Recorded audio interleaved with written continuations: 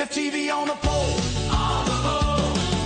Cross that line, the crowd goes wild, the checkered flags unfurl.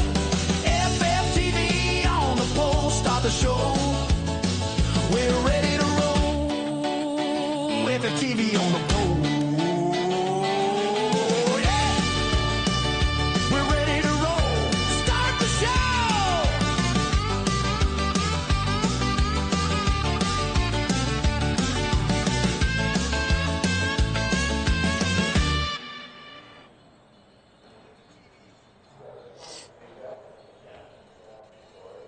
Alright, everybody, welcome here to another night of Flicker Farm TV on the pole tonight here at Iowa Speedway. We got Jeff Clifton starting here on Heat 1 on the pole with Corey Bigley in second there in the number 58. For Stinger Motorsports, the 54. Frank Griffin's going to roll off there in third with Craig Parmalee there in fourth. Driving the 04. Row number 3 on that inside lane. Joshua Ingram in the number 16. Starts fifth with the 24 of Scott Tice. Rolling up there in sixth. Craig Bristol in the number 39 in seventh.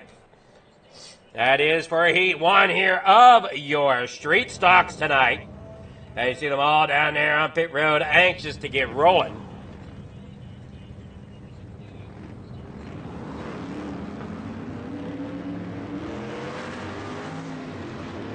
Got to make sure I get the correct sponsorships and things up here on the broadcast. I know that,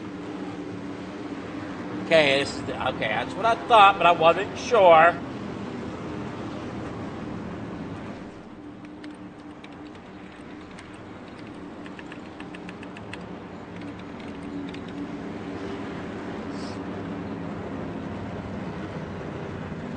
This is your Iowa Nationals here tonight.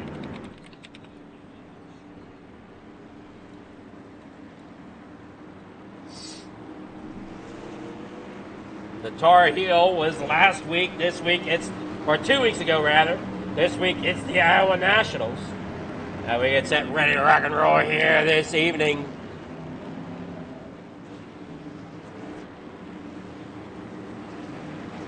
Down here off corner number 3 and 4 maybe as they work there now off of the corner. Got that 15, Jeff Clifton out there on that pole. Corey Bigley to his outside there in the number 58. They work down through off in the 3 and 4 now. I'm just trying to get a grasp of where we're at here.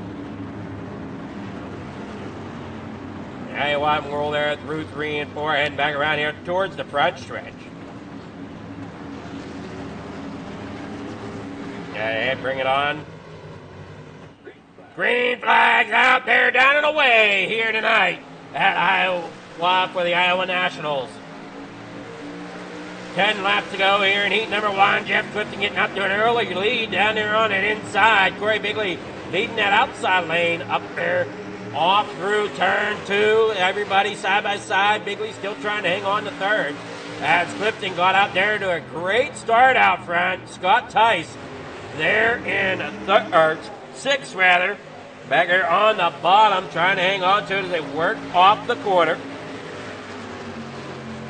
And down there through 3 and 4. Down through 1 and 2 rather. Back onto the back straightaway they go. Jockeying for position. There's the 24, Scott Tice. Josh Ingram in that 1-6. There, that number 16 machine working through the corner. Hanging out a little bit there through corner 3 and 4. They come across the restart zone there, across the front straightaway. Down here through 1 and 2. Once again, short track racing tonight here for the Iowa Nationals. Frank Griffith there in a second, driving that U.S. Army 54 machine. Clifton still having a little bit of connection issue there in that number 15. As you watch the 58 there of Corey Bigley work to the inside, trying to get underneath the Stinger Racing machine of Frank Griffith. Can't quite get there as of yet as they roll down here through 1 and 2 for another time. Here with the Iowa Speedway. As you see, we got some fresh pavement down there on the inside. Working there off the corner. So that's going to be something for these drivers to navigate here with that freshly paved asphalt there through the corners. As you see him down there and hang on to it. Griffith's got to really throttle it there off the corner. Now he got down there on the apron, going to lose a little bit of ground there. That's going to allow Corey Bigley to get up there to his outside and work to see if he can get around, but can't quite do it. That might end up hanging Corey Bigley out there to drive, but I don't know. He's got a good run going right now in that number 58 on that outside line. The 04 there of Greg Parmalee there on the bottom. Griffith works it back up in front of the 58 now. The 58 up into the outside wall goes Bigley. Bigley hanging on to it now as they roll through 1 and 2 once again. Down there off the straightaway through turn 3 and 4. Looks like our tower's working okay at the moment. As they work there in the corner 3 and 4. Bigley's got company for Parmalee now as Parmalee working on the bottom. Off corner 4, across the stripe. Bigley cuts it down underneath of Griffith. Going to try to make a hard run here into corner 1 and 2. Is there 3 wide back here? Scott Tice on the bottom. Ingram there in the middle. And Craig Bristol up on the outside lane as they worked it through turn 1 and 2. Now here through 3 and 4. There on that new asphalt they go. The 58 of Bigley hanging off there in front of Griffith. Griffith still hanging on. They're going to look to go possibly 3 wide as Parmalee looks to the bottom. Now Bomberly looks to the middle. Nothing open there in front of him, so he's going to hang in line there behind Griffith, who's sitting there on the bottom underneath a Bigley. As Bigley hangs on to the outside lane at the moment. Now that Griffith's got a nose under him here through turns 3 and 4. The 4 of Parmerly. Scott Tice back here in 6th. Craig Bristol 7th. Working there now off turn 4 across the stripe on the front straightaway. 2 laps to go here for Jeff Clifton here in heat number 1 of the Iowa National Street Stocks here tonight. Frank Rivet still trying to battle there on the inside. There you see Ingram getting up there in the 5th, getting a little closer there to these drivers who are running here at the top. They work through the bottom. Up 3 and 4, back out here onto that Iowa front stretch here tonight. White flag in the air one more time around for Clifton as he's out there in the front as they drive it hard through 1 and 2. Griffith up there in the top lane as Parmerly's trying to make that monster Chevrolet stick to the inside. Can't quite get there now as Griffith gets down there to the bottom in front of him. Now to drive it off the corner. And there they go, off the corner, single file here as they come across the line. Jeff Griffith with the win here tonight in heat number 1. Corey Bigley gets 2nd. Frank Griffith gets 3rd here. And we wait on your official results of heat number 1.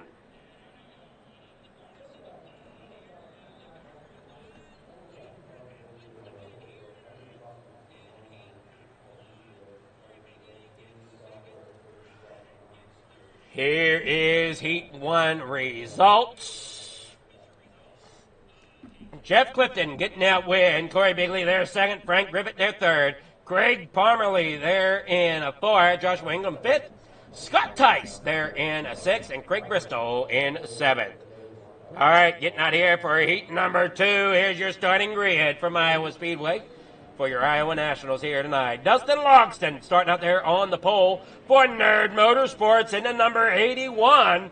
Stephen Rex there in the 70 for Riding Dirty. DBR starting out there outside pole in 2nd. Row number 2 to the inside, Lone Star Racing. So number 666 of Drew Blaze going to start 3rd. And in 4th tonight, that's going to be starting the 87 of Andy Patton. Row number 3 to the inside, Lone Star Racing number 19, Mike Fahey. There in the number 5. In the 6th spot, the 12 of David Helm.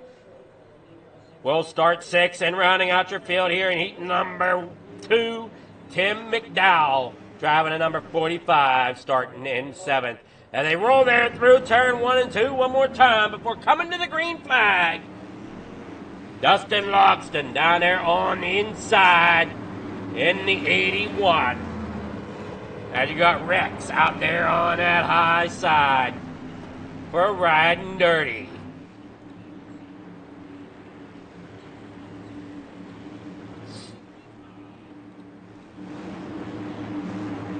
Hopefully everybody's enjoying the show here tonight for the On the Pole.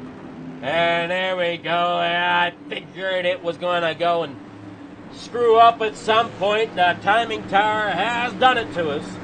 And as I said, I think I'm going to take the time to redo that for the rest of the season. I forgot to do that here this past week.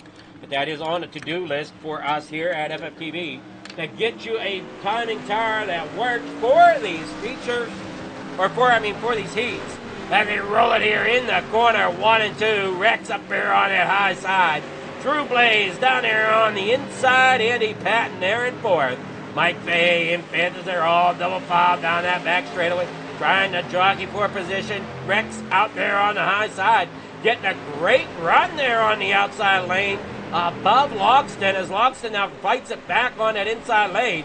Here comes Drew Blaze looking clear to the outside. Not a lane there, though, as Logston brings it up to put the block on them. They're side by side. That's Pontiac Trans Am driven by Andy Patton down there on the inside. Yellow flag is out for Tim McDowell.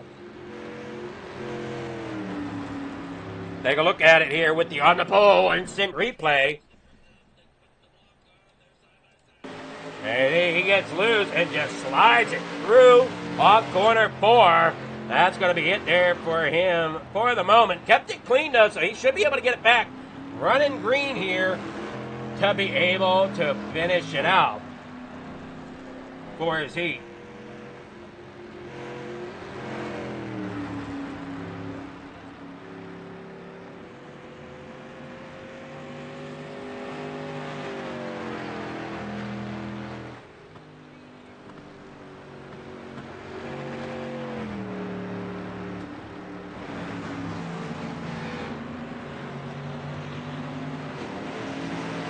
Moment here, we're trying to adjust one thing here if we can.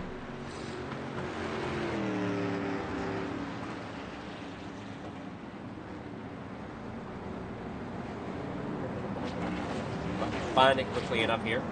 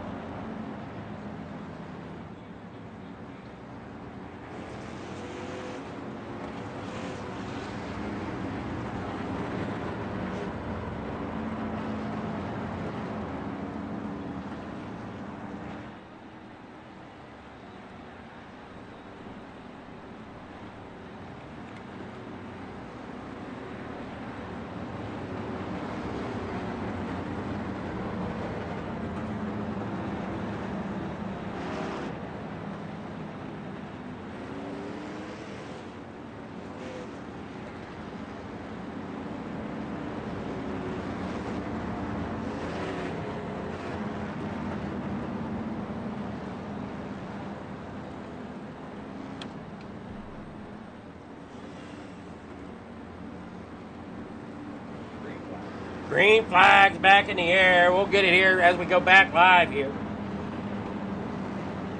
Didn't quite find what I was looking for.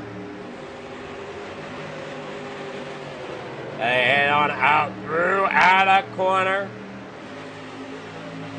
Number 4.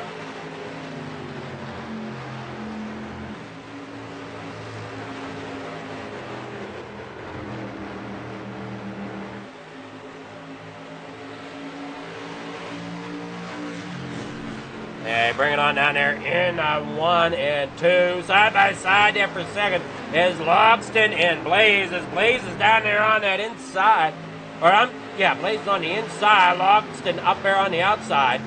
Mike Fahey there on top. David Helm crashed. Not sure exactly what happened to David Helm, but he's definitely crashed down there on the inside. 4 laps to go. Here they roll through turn 1 and 2. Logston there in second. Drew Blaze there in third. Mike Fahey there in 4th. And not sure why that is on again. I tell that thing to shut off all the time.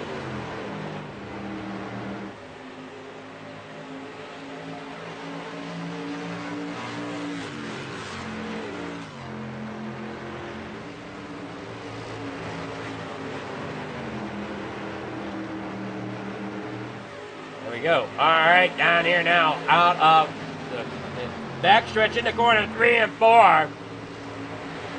Rolling here tonight for your street stocks as they fly through off corner for a cross stripe. 2 laps to go for Stephen Rex out there in front. Dustin Logston there in second. Drew Blaze there in third. Mike Fahey in 4th right now in that number 19 machine. Going to look to the inside here through 3 and 4. Is he going to dive it in there? He will. Just not enough to get underneath the back quarter of Drew Blaze. They come there off 4. 1 lap to go. White flag in the air. Down here now in the corner, 1 and 2. Rex out front. Logston second. Blaze third. Fahey there 4th. Fahey not able to get up there to battle like he's looking for, but look out. Here comes Drew Blaze making another run to the inside here in heat number 2 to try to better his starting position in the main event. As he works off a turn 4, drag racing here to the line. The 81 of Logston hanging tough on that outside lane. Stephen Rex gets the win with Logston on that outside, getting second with Drew Blaze in the third down there on the bottom. Here is your Heat 2 result. Stephen Rex, Dustin Logston.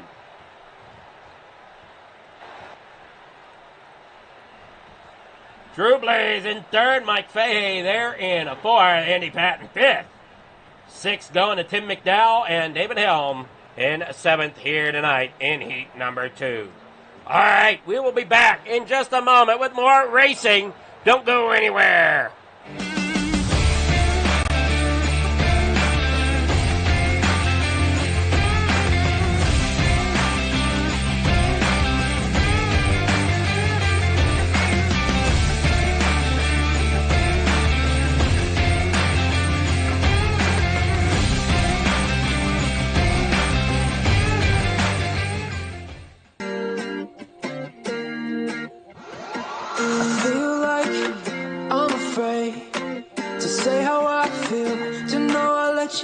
These late nights turn to days, don't wanna let you down. With each breath we give away, it'll never be the same. I'm chasing somebody who won't ever ease the pain, but I don't want half of your heart, heart. You can have it back.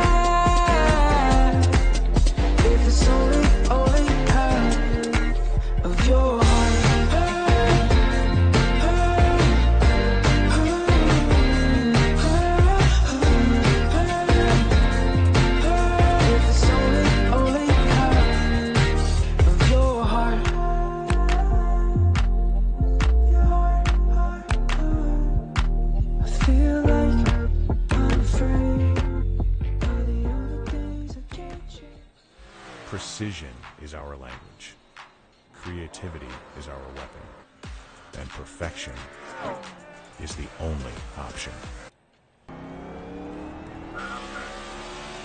Looking good so far.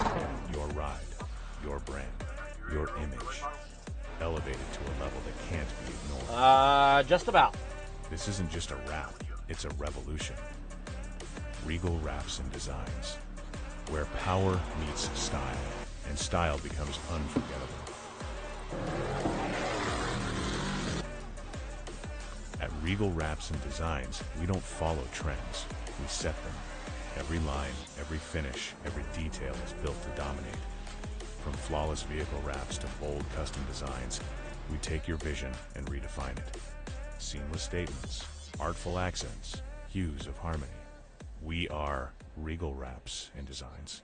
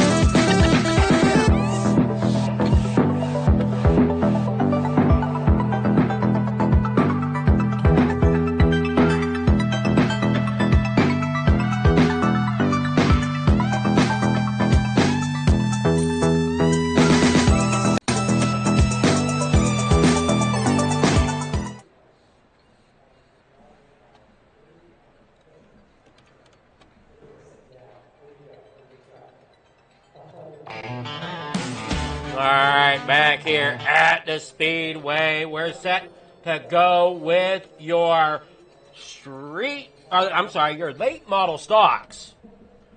Yeah, 4. All right, we'll see you on the other side.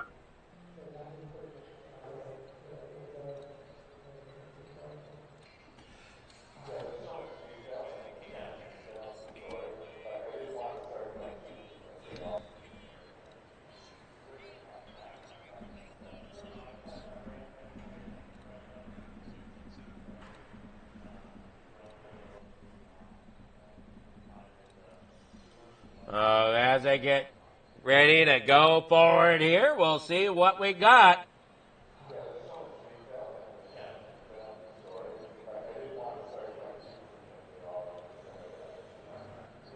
We got our first heat on the board.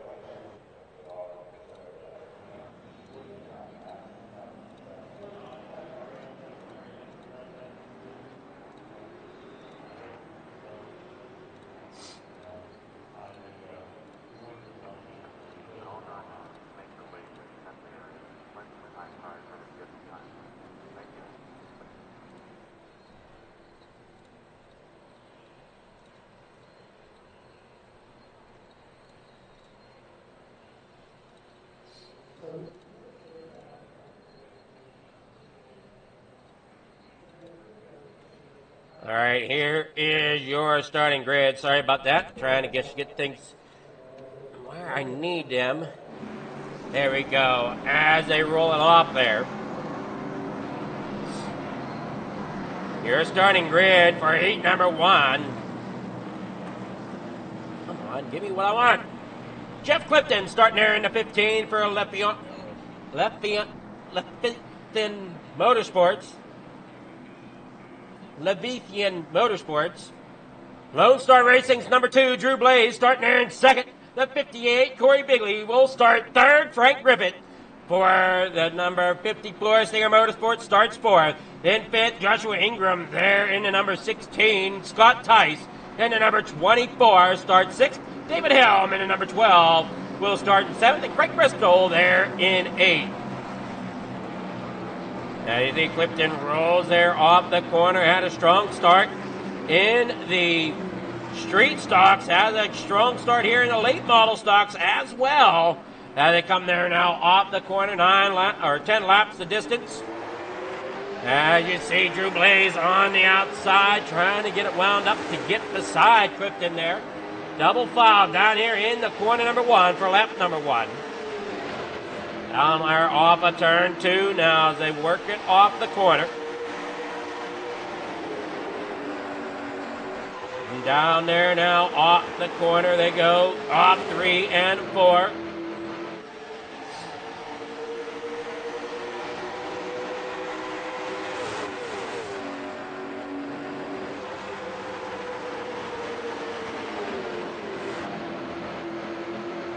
And keep it working there. Off of the corner they go.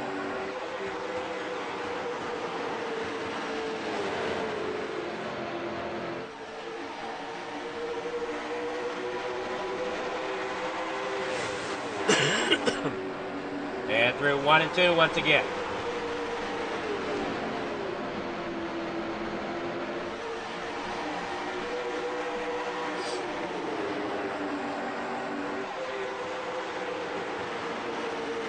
Everybody working side by side. Clifton out there in front. Bigley there in second. Griffith there in third. Drew Blaze falls back in the fourth. Now they keep battling for positions. A lot tighter racing here in the SRA late model stocks than what you saw in the street stocks. Everybody's still side by side here. 7 laps to go here in heat race number 1. Griffith down there on the inside in that Army machine. Got the 16 there. Joshua Ingram staying with the battle a little better this race than what he did in the street stocks as they roll down here through off turn number 1 and 2 down onto the backstretch. With Clifton still leading the way, but Corey Bigley down there on the inside gave a run for the money there in the street stocks. Has a little bit better shot though here in the late models. Now they come there now off turn 4 through the restart zone across the stripe. Heading in the corner number 1, these late model stocks here tonight. These drivers finding their groove down through that fresh asphalt on the bottom of corner 1 and 2 and 3 and 4. Still got the older cracked stop there through the rest of the racetrack. You can see the difference in color down there on the bottom of the turns. As you watch the 58 there, Corey Bigley rolling there off turn number 4. Keeping it in second, and now they go 3 wide. Ingram looking to the bottom and can't quite get there as he's underneath Drew Blaze at the moment. Working now off turn 2. Griffith there in third. Bigley there in second. Clifton out front. Now you watch Blaze down there looking to the outside of Frank Griffith. And he gets a nose up there that Frank Griffith's going to have to stay low to keep it off the nose of Drew Blaze, who's got a great run here through 1 and 2, but can it be enough? It does not look like it. He's going to have to pull in line there behind the 54, but no, he gets a great run there off a 2 to keep it on the outside of Griffith. Nobody up there to help him, though, and that could be spell trouble as the 16 there of Ingram's getting underneath him. Off 4, down here through the front straightaway. 2 laps to go here in heat number 1 of the late model stocks. That code sends Drew Blaze around. Tight racing there. Caution comes out. Drew Blaze there in 6th. And Josh Ingram, who's back here in 7th. That's what's going to bring out that yellow flag.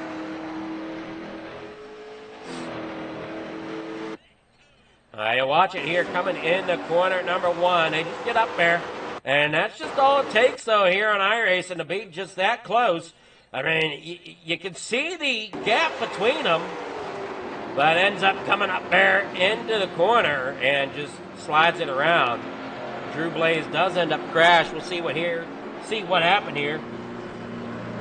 Drew Blaze, he comes out of the corner.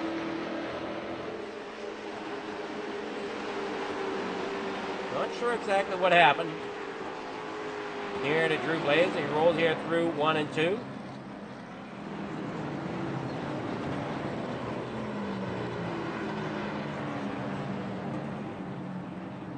Just slows it up.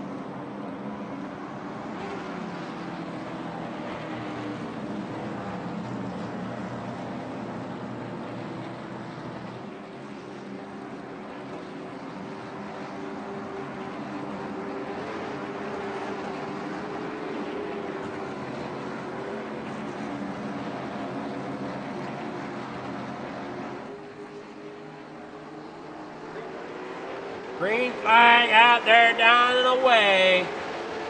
They work now off the corner and through 3 and 4.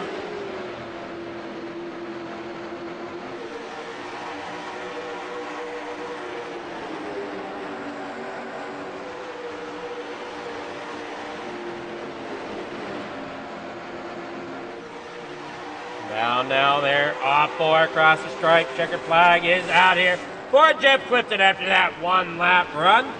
Corey Bigley there in second. Frank Grivet there third. Craig Bristol there in fourth. Drew Blaze fifth. We'll take a look at the final grid here, or final results here. If it'll give it to me.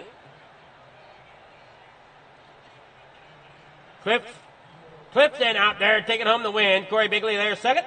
Frank Grivet third. Craig Bristol there in fourth. Drew Blaze there fifth. Scott Tyson sixth. Joshua Ingram there seventh. David Helm there in eighth. Starting now here with heat number 2. Dustin Logston in the 81 for Nerd Motorsports. Gonna start out there on pole. Samuel Longworth there in second. Craig Parmalee there in third. I got Drew Holleran there in a fourth in the 015. Andy Patton in the 87 starts fifth there tonight inside row number 3 to his outside in sixth. Tim McDowell in the number 45. Stephen Rex in that 6th machine for Riding Dirty in that 7th spot here to start tonight. And in the final spot here, Mike Fahey in the number 19 for Lone Star Racing. Lights are out. We're going to be going green flag racing here shortly.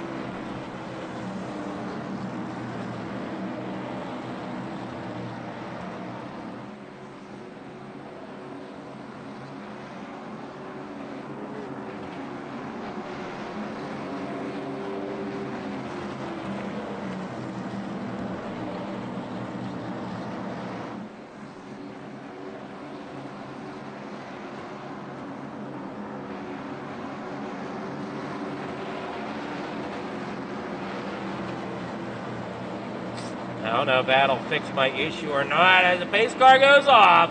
Getting ready for the green flag here as they headed on down. Green flag in the air. Here we go. Loxton, Longworth, they're out on the front row. Greg Pomerlee sitting there in third now as he's down there on that inside lane. Getting a great run in the 04 up there against Longworth, who's driving second up there on the high side. Real tight there between the 04 and the 15 of Drew Harlowen. Yeah, they work now off turn for Harlowen. They're looking to the inside as they come down there now off corner number 1 and 2. Side by side for third. Andy Patton back there in a fifth. Stephen Rex back there in a sixth. Now you got the 81 there of Logston out front. Longworth there in the 97. Rolling down there off the corner and 7 on the scoreboard. Up through off the start finish line down here through 1 and 2. Back onto the backstretch. Everybody tries to sort it out. Looks like Stephen Rex trying to make a pass on Andy Patton. Andy Patton in the 87's down that inside. Stephen Rex up there on the outside lane. Trying to eat away at the cars in front of them. Can't quite get there. They roll now into 1 and 2. 7 laps to go here for the Iowa Nationals of your late model stocks. Down that back straightaway, you see the Samuel Longworth there. Rolling up there to the back bumper at Dustin Logston. There's the 015 of Halloran as Pomerlee is back there behind him. With Rex not too far behind now as they roll there through. Turn 1 and 2. Back off the corner. Andy Patton. In the 87, Dustin Logston, Samuel Longworth, Drew Halloran there in third, Greg Pomerlee there in fourth, Stephen Rex there in fifth, Andy Patton back there in the sixth with Tim McDowell in seventh, Mike Fahey rounding out your field. Clear back there in eighth right now. 7 seconds off of the leader, Dustin Logston.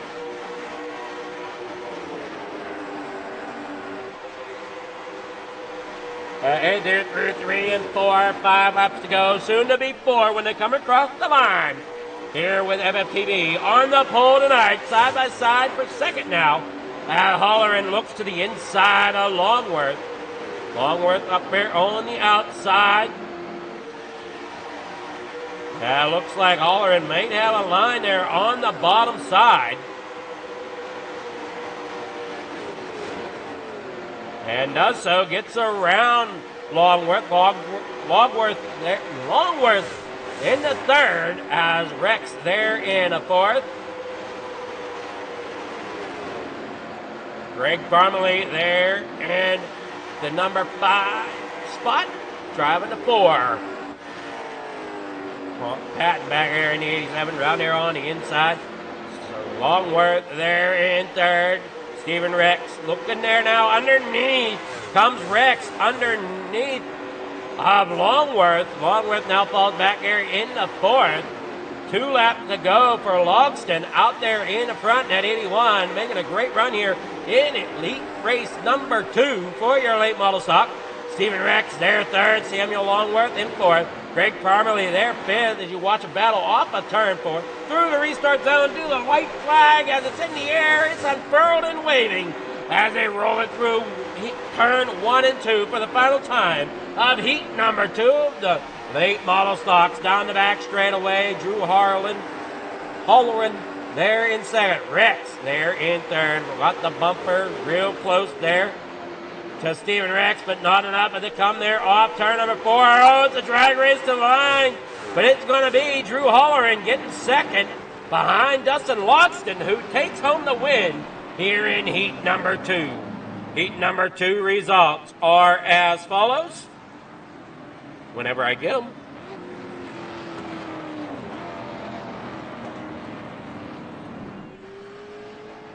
Going to be Dustin Logston there first. Drew Halloran there second. Stephen Rex third. Samuel Longworth in fourth. Greg Pomerlee there in a fifth. Andy Patton sixth. Tim McDowell there in seventh. Mike Fahey there in eighth. We'll be back after these short messages from our sponsors. Thank you so much for watching.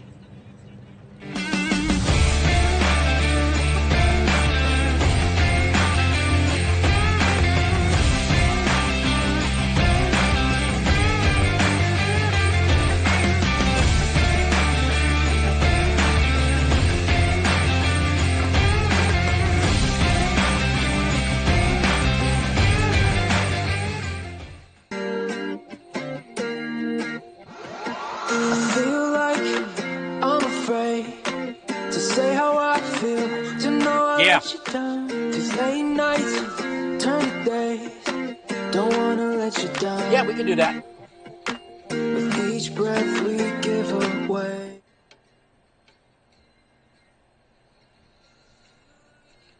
All right, who do we have here? Bring all three of them for you.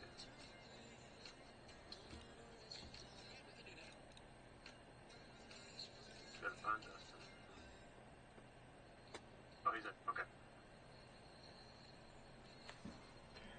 All right, so here with us, we got our heat winners of the street stocks, correct? I want to come before they come, Mike. And I mean, we're right there now. I would come. All right. So I got the top 3 of the street stocks, correct? The heat winners of each race.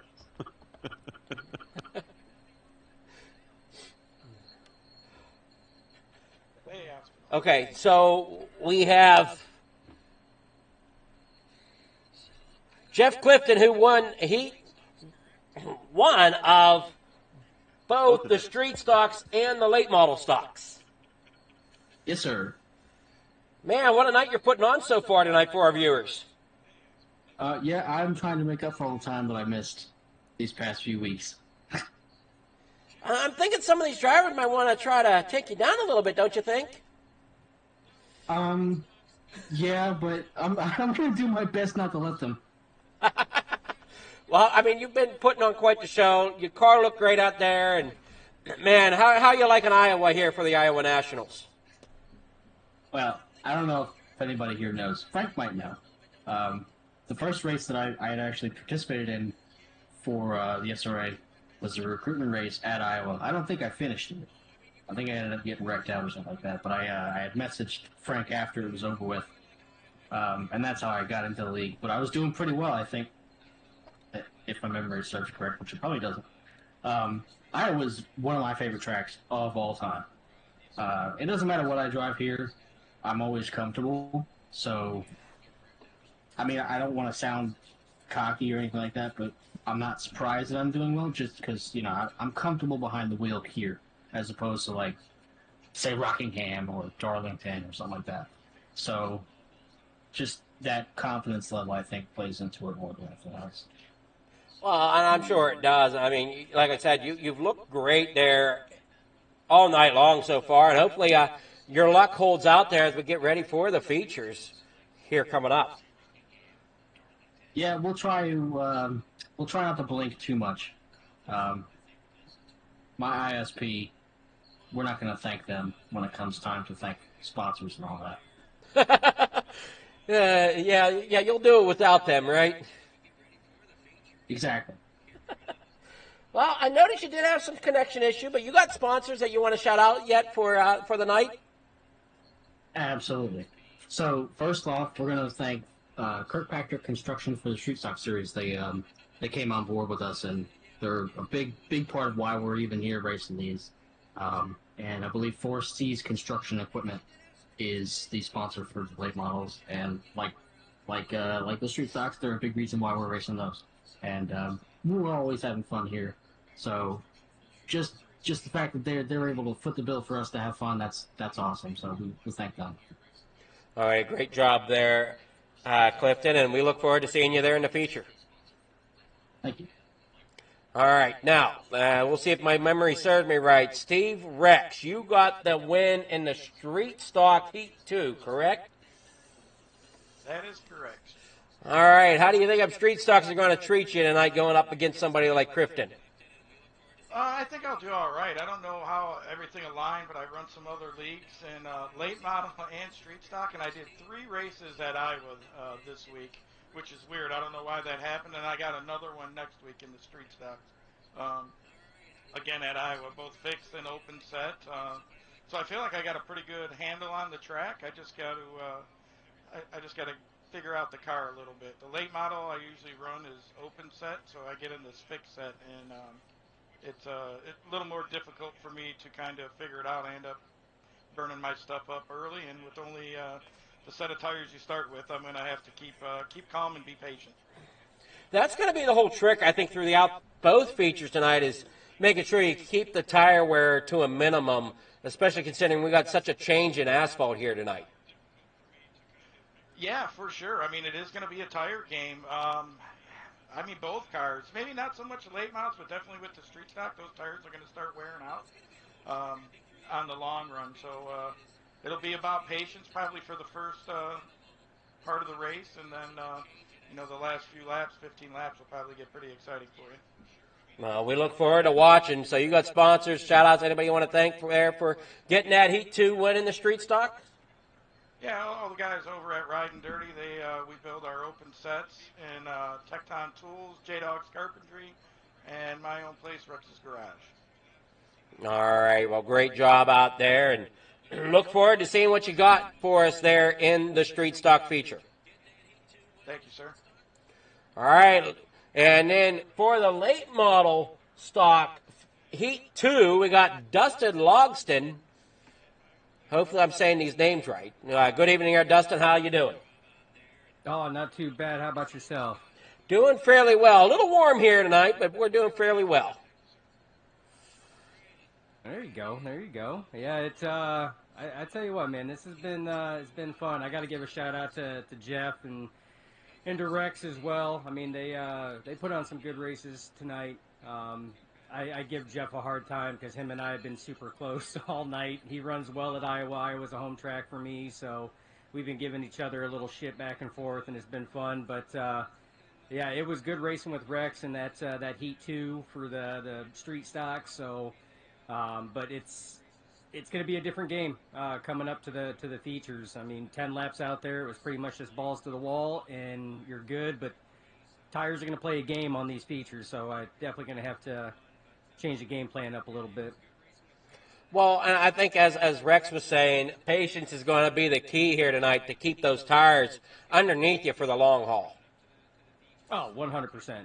It's definitely going to have to play the patience game.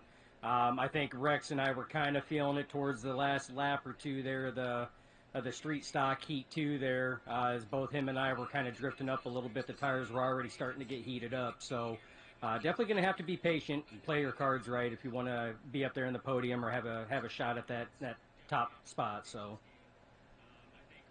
well, you did a great job there so far tonight, Dustin, and we'll see how it goes here in the features.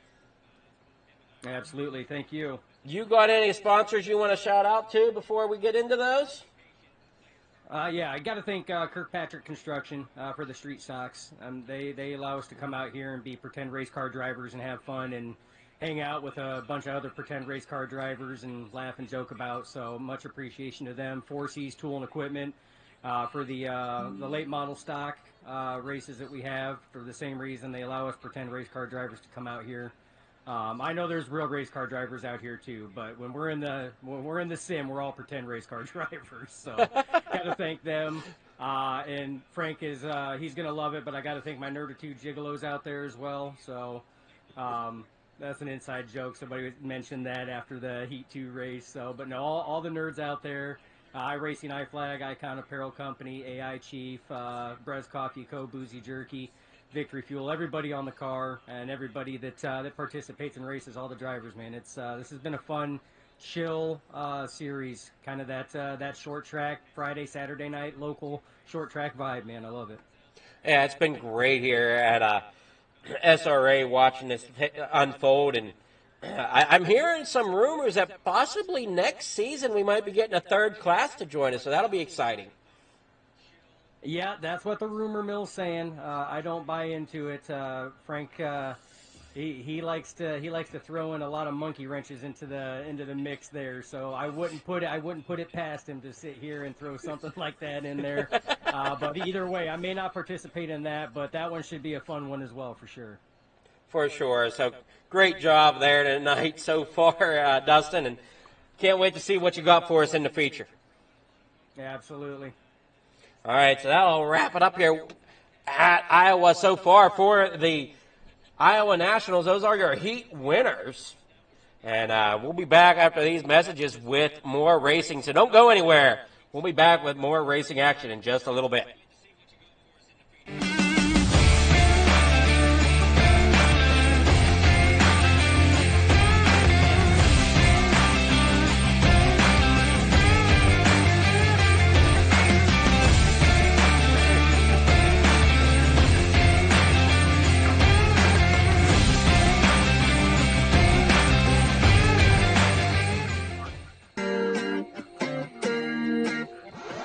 I feel like I'm afraid to say how I feel, to know I let you down. 'Cause late nights turn to days, don't wanna let you down. With each breath we give away, it'll never be the same. I'm chasing somebody who won't ever ease the pain, but I don't want half of your heart. You can have it back if it's only half of your heart.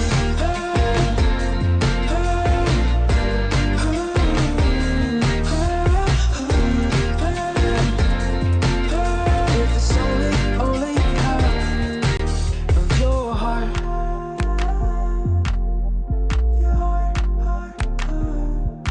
I feel like I'm afraid of the only things I can't change. Precision is our language. Creativity is our weapon. And perfection is the only option.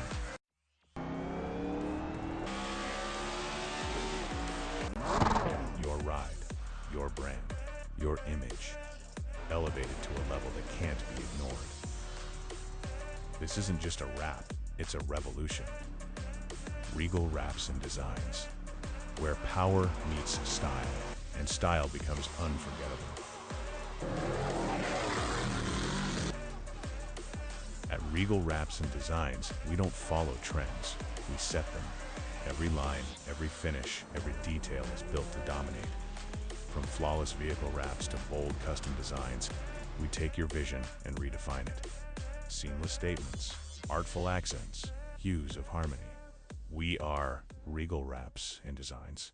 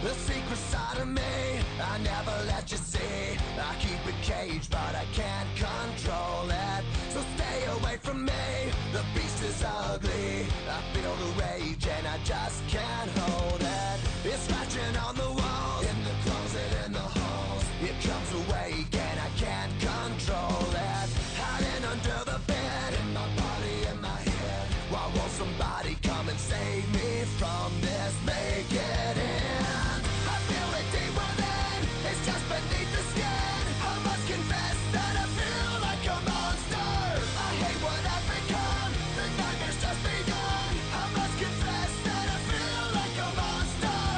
I feel like a monster. I feel like a monster. It's hiding in the dark, its teeth are razor sharp. There's no escape for me, it wants my soul, it wants my heart. No one can hear me scream, maybe it's just a dream. Maybe it's inside of me. Stop this monster. I feel it deep within, it's just beneath the skin. I must confess that I feel like a monster. I hate what I've become, the nightmare's just begun. I must confess that I feel like a monster. I feel it deep within, it's just beneath the skin. I must confess that I feel like a monster. I kinda lose control, it's something radical. I must confess that I feel like a monster. White flag waves. Come on, Dino, bring it home.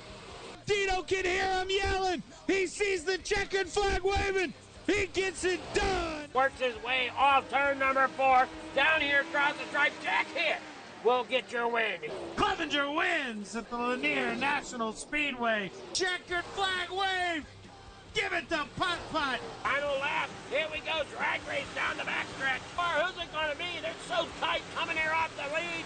And it's going to be, holy crap, it's going to be Chris Thompson. Dean Reynolds down here through 3 and 4. Coming up off, looking good and clean. He will get the win here at Lernerville. Patrick Spangler working off a 4. He will get your win here tonight at Lanier. That 280 and Jeff Sharp trying to close in on the 72. Get there, checkered flag wave. William Watson holds on.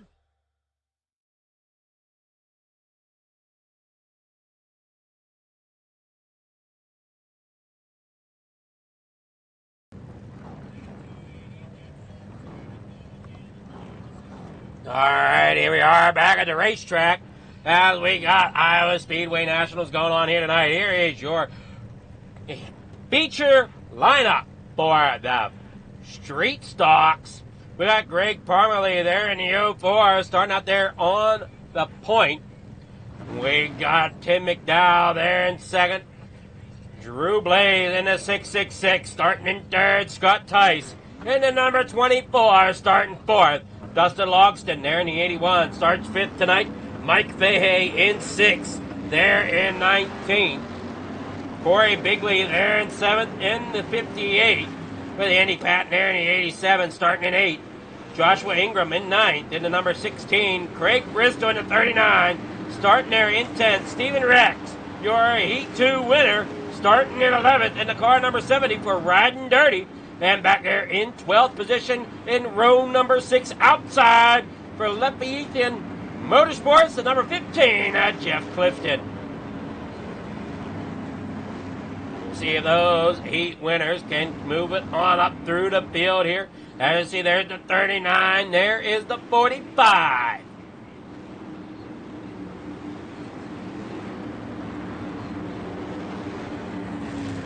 Here we go. There, Clifton out front. Not sure why my grid was all goofed up there, but it was. There we go. There's the correct weight. Clifton starting out there on the pole. Stephen Rex in second. Corey Bigley third. Dustin Logston there in fourth. Frank Grimm at fifth. Drew Blaze in sixth. Greg Parmalee there in seventh. Andy Patton eighth. Joshua Ingram there ninth. Mike Fahey there in 10th. Scott Tice 11th. And Craig Bristol starting there in 12th. There's your correct starting order. I don't know what that other starting order was we had up there, but Clifton's your Heat 1 winner starting there in front. Stephen Rex starting there in second, your Heat 2 winner. Corey Bigley there third, Dustin Logston there fourth. Frank Grimmett fifth, Drew Blaze there in sixth. And oh man, there we go. All fighting for position here. Now they come off turn 4. Ready for the restart. Looking for that unfurled green flag. It's down and away. Here they go. Loud Prettle hit the floor. In the corner number 1 they roll. Side by side. Clifton out there in the front. Rex there in second. Bigley there in third. Dunstan Logston up there on the outside. Driving that nerd machine. Here comes Griffith, though, on the inside through 3 and 4. Trying to find that run. He does so, getting underneath of Logston. Rex still having some connection problems there out front, hoping that he can hold on. That roll there now in the corner number 1 here. Starting lap number 2 on the night for your feature of the Iowa National Street Stocks. As they roll down that back straightaway, here comes Bigley down there on the inside. Bigley had a great run in the heat as well, getting underneath Clifton. Clifton wants to try to hang on there. Have we heard there from a couple drivers, this being their home track and all. Rex there in second. I believe Rex was saying that this was his home track as well. We'll check here, see if this says anything here. And yeah, it is. No, well, maybe it is. Chenoa,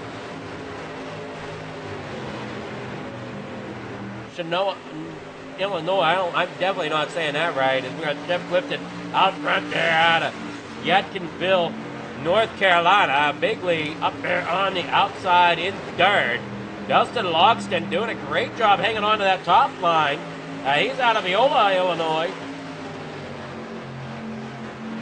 Down there now through turn 3 and 4 as you watch Griffith there on the bottom underneath.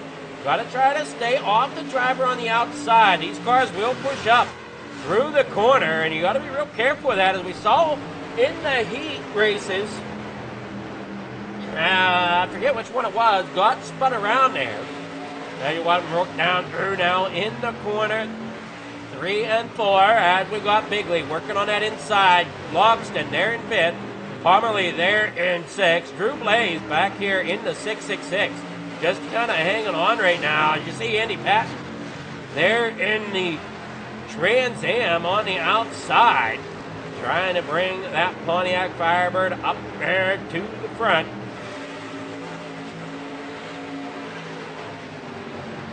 And doing a great job so far. You watch them roll through there. Lots of Monte Carlos here tonight in the street stock division. As you watch them roll there off through the restart zone. Rex sitting there on the outside above Bigley. Bigley not really giving up room there on the bottom. And it'll be interesting to see exactly what the tire wear is going to be like here as they roll down that backstretch into 3 and 4. You got the 58 up there on the outside. Or I'm sorry, on the inside of Bigley. Oh, sorry, that is Bigley in the 58. Rex in the 70. The Bigley's on the inside of Rex. Griffith on the inside of Logston. Parmalee back here in 6th, hanging on to everything right now. As they roll now off turn number 4. Turn number 2, down that back straightaway.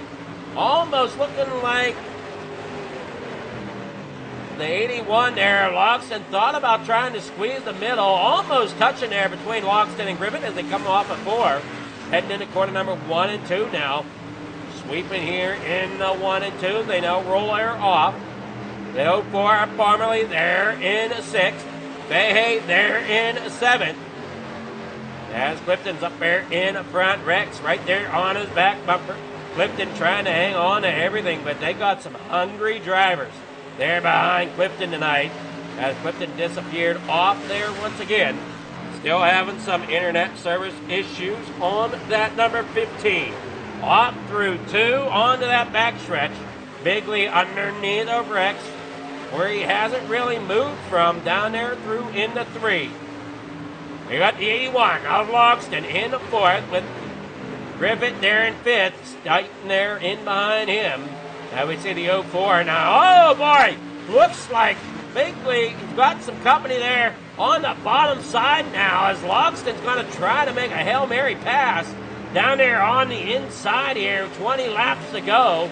As he gets to the inside there, they're now 3 wide here in the street stocks Going to have to check up just a little bit, give some room there to the 58 of Bigley, so he doesn't go and catch that back quarter panel as they come rolling up.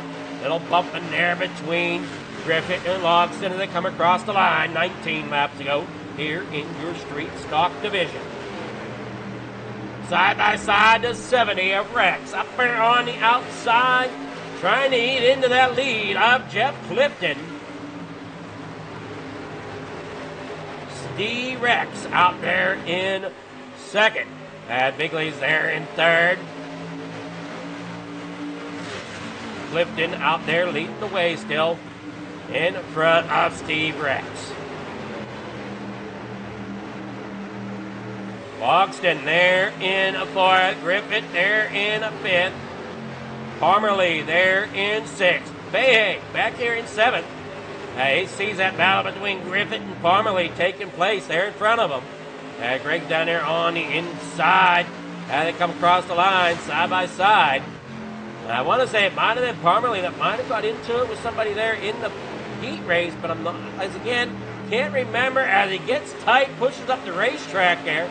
That's going to open the door up there on the bottom side for Mike Fahey. They're going to go 3 wide here through turn 3 and 4. The 04 are going to try to keep it down, but looks like he's getting tight off of the corners. As you see out front there, Steve Rex out there to the lead. As Clifton falls back into second at bottom line. Looks like Clifton ended up giving up just a little bit there on the bottom. Let the door open for Steve Rex. As they now work there, but look out. Bigley looking to go clear to the bottom, making it 3 wide, putting Clifton out on top, but not yet. We see them coming there off corner 4. 4 Monte Carlo, 5 Monte Carlos there in your top 5. All battling for position. And oh no! Steve Rex goes around down on the bottom flag. That is going to bring out caution flag number 1.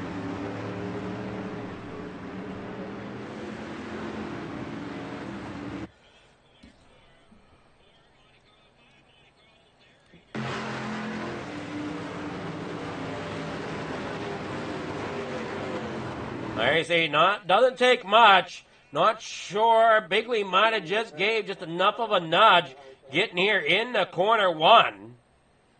There you see him right there tagged on that bumper. Now they come there in the corner number 1, and just, yeah, he just ends up getting just too close there. A little too hard on the brakes for Rex. Steve Rex there in the 70, falling back there to the back. Hopefully he can get that back together. And up front once again here as the night rolls on.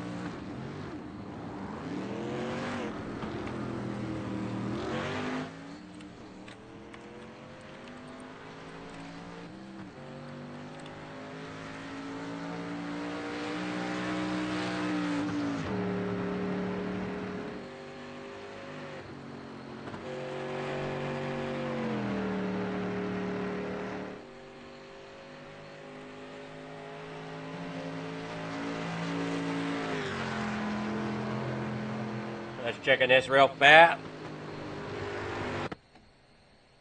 All right, that works. Perfect.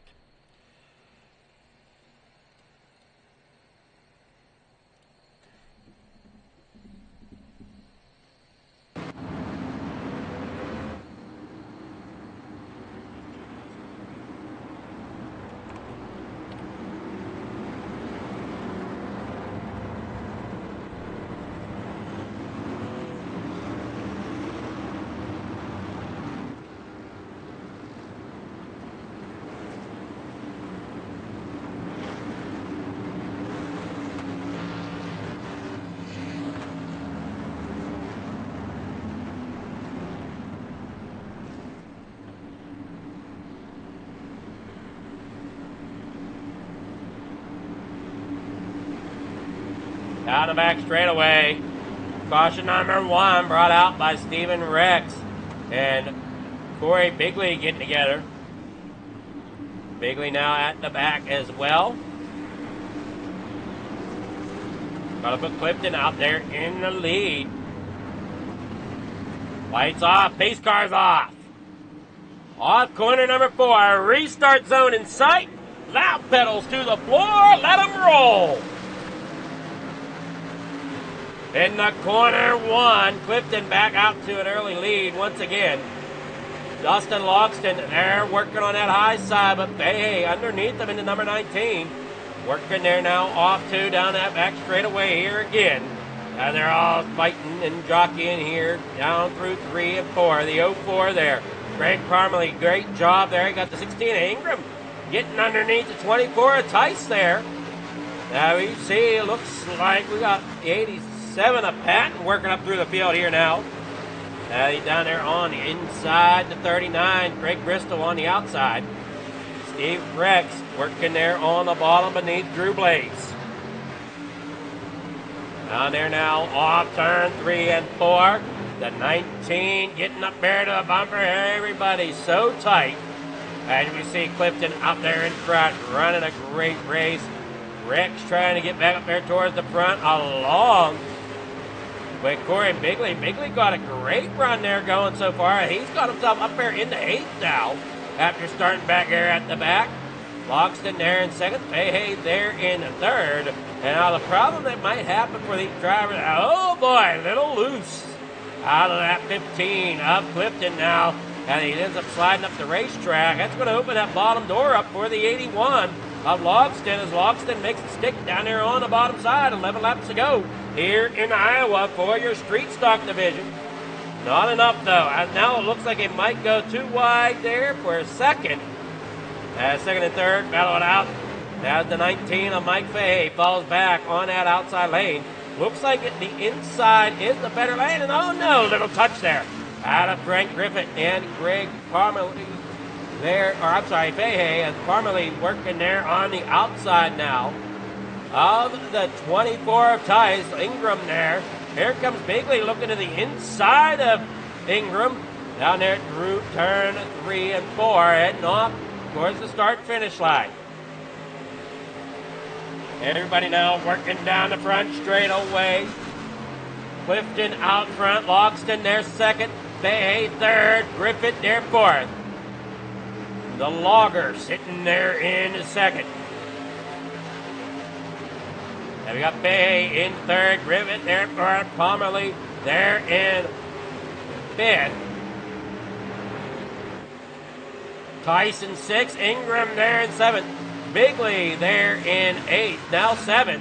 As he gets under Ingram. Ingram falling back here, and oh boy, look how tight it's getting up there around Parmalee, Griffith, and Fahey as they're all battling hard for that 3rd position.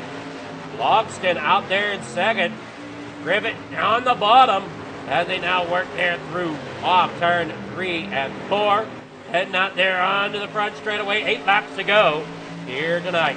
Down there across the bottom, Griffith there in 4th, Fahey 3rd, Logston out there 2nd. And oh, hang on to the 19 of Fahey. Got a bumper hooked underneath him there in the corner.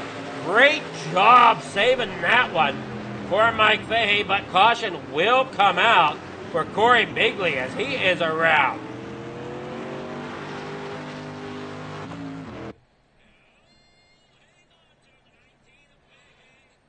Tell you what, come there through the corner, all kind of calamity there in front of Bigley. Bigley kind of just checks up. Little bit of nudge there from the 16th. Nothing intentional. Just ends up just enough of a nudge to get that car upset in the corner and sending it around down there all on the bottom. Great job keeping it off of anything, but a great job here out of that 19 of Fahey for hanging on to this loose goose. They come there off the corner. Look at that. Go 4. Parmalee sent it in there. Got into the back bumper, and 19 of Fahey had his hands full. Man, what a save out of that 19. We'll go back here and take a look at it from his onboard here, if we can. And just watch how his hands walk.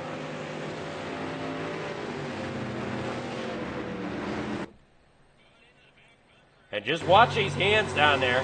Oh, we can't see the hand.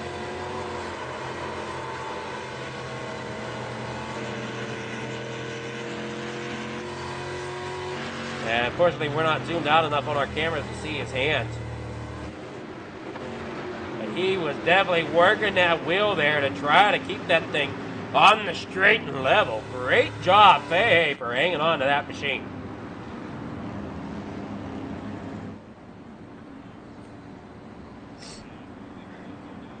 Okay, Fahey. All right, thank you there, Chris. I appreciate that.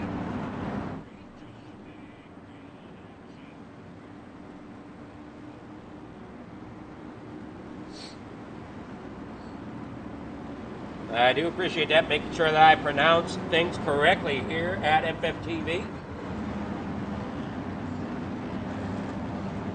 As he did a great job hanging on to that, Fahey. Great job hanging on to that 19 Monte Carlo. And you can see them struggling to kind of keep the wheels under it. Clifton still up there at front. Logston there in second. Stephen Rex back here at the back on pit road, now coming back off. Catching back up here to the field. As Bigley's back here out on the bottom. Ingram back here at the back after getting into the back. Bigley. These drivers definitely have a strong skill set here. Whenever they get bumped and stuff, they're able to log it down in time and keep them cars off the walls or off anybody else. That's why you don't really see too much damage. I know we did see some damage out of Rex, but he just couldn't quite get it stopped in time before hitting the inside wall of the turn. But other than that, no major damage. And you see Rex is back out there. He's got that car fixed up, ready to roll once again. Trying to find himself up toward the front if he can, but time's running out. Now they're up there along the top edge. Clifton with the lead. Logger there in second. Fahey there in third. Single file restart.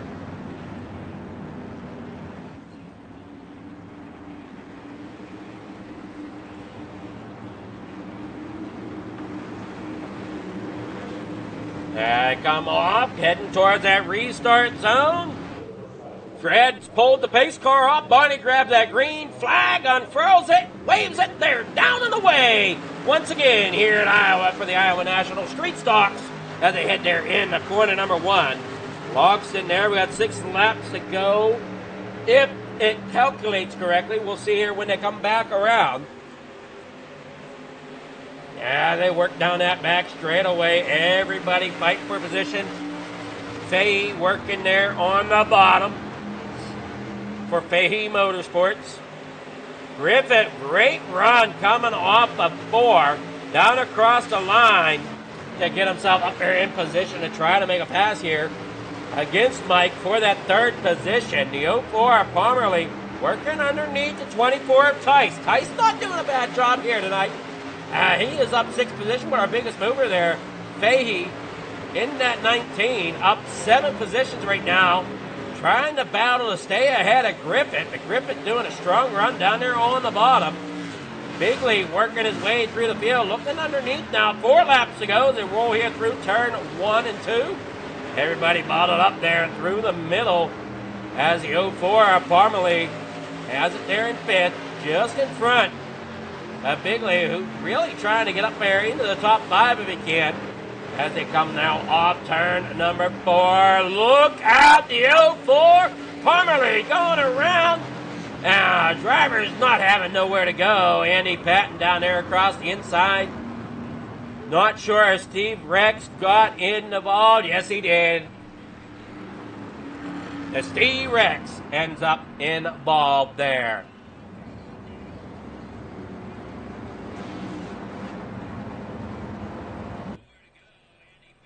And you'll see here, there's up front, but what we're worried about is back here with the 04 of Greg Parmalee, as he's just so tight coming here off the corner.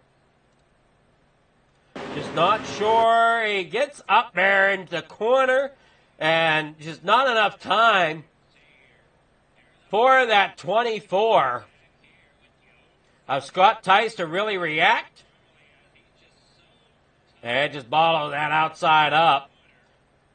Blaze up in that outside, gets a piece of it. There you see them coming down through there, and the 70 of Steve Rex just nowhere to go. That's the 16 sideways there in front of him. That's Josh Ingram. Rolling backwards across the start-finish line. Man, some of these drivers really have it tough here tonight.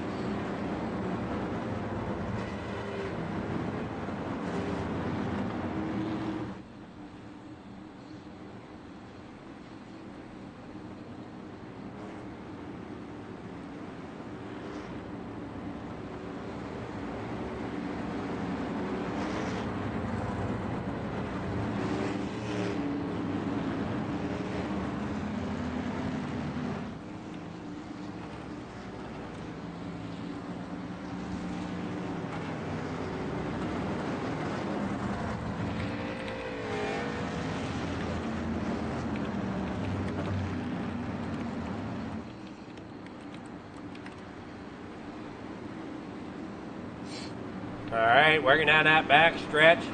One more time around here.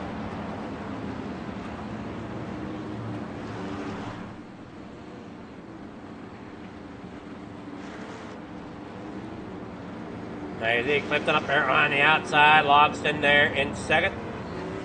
Griffith there in third, with Fahey there in fourth.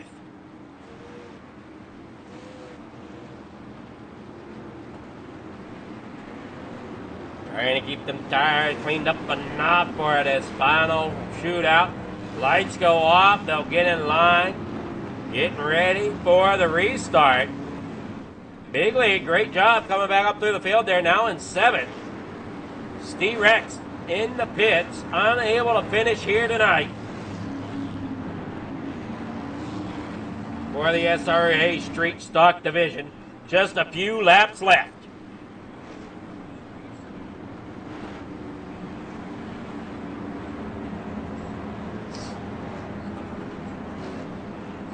Griffith out there. It seems like the internet's holding out for now.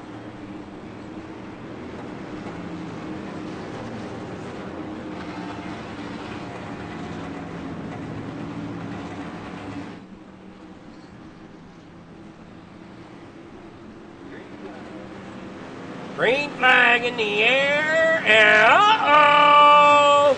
Frank Griffin around on the inside here. 3 laps to go, no caution there.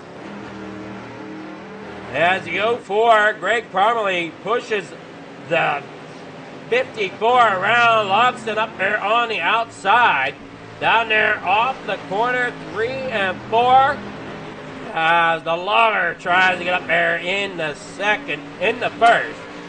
As you see Drew Blaze now there in the third. Parmalee falling back. Bristol there for it. Bigley, he'll get underneath him here. 2 laps to go, trying to get up there in the third if he can. He's working underneath Bristol right now. Bristol hanging tough down there through 3 and 4. Bigley working underneath. Got a strong car. As Blaze is up there on the outside. Clifton takes the white flag here into corner number 1. Logston there in the bottom. Trying to get up there to the bumper. Does not have the speed he needs to figure it out and get up there. Bigley still battling there with Bristol, as Bristol wants that outside line, so I don't see that working out there to get third. Away from Blaze as, oh no, the 81 tight into the outside wall coming to the line. It's Logston there, second. Clifton there gets the win tonight in the street stock feature. Drew Blaze there third. Bigley there in fourth. Bristol there fifth. Your results coming in. Clifton getting that win. Dustin Logston there in second. Drew Blaze there in third. Corey Bigley in fourth. Craig Bristol there in fifth. Mike Fahey in sixth. Andy Patton finishes there in seventh. Joshua Ingram there in eighth. Scott Tyson ninth. Greg Parmalee there in 10th. Tim McDowell in 11th. Frank Rivet there in 12th. Steve Rex there in 13th. 14th. Gonna be, wait, is that all we got?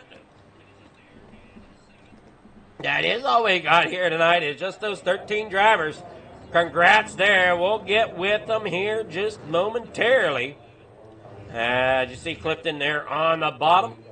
Let's see here, can we...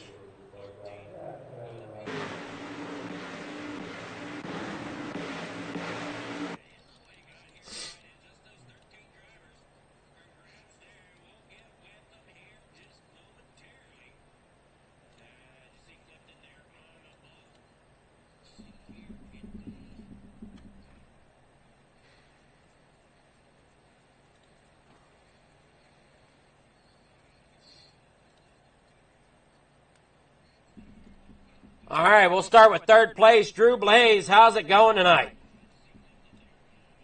Oh, it's going pretty good, man. I feel like I've seen your name somewhere here at FFTV before. Yeah, I get around a little bit, you know, a little bit here, a little bit there. So, yeah, you usually see me somewhere.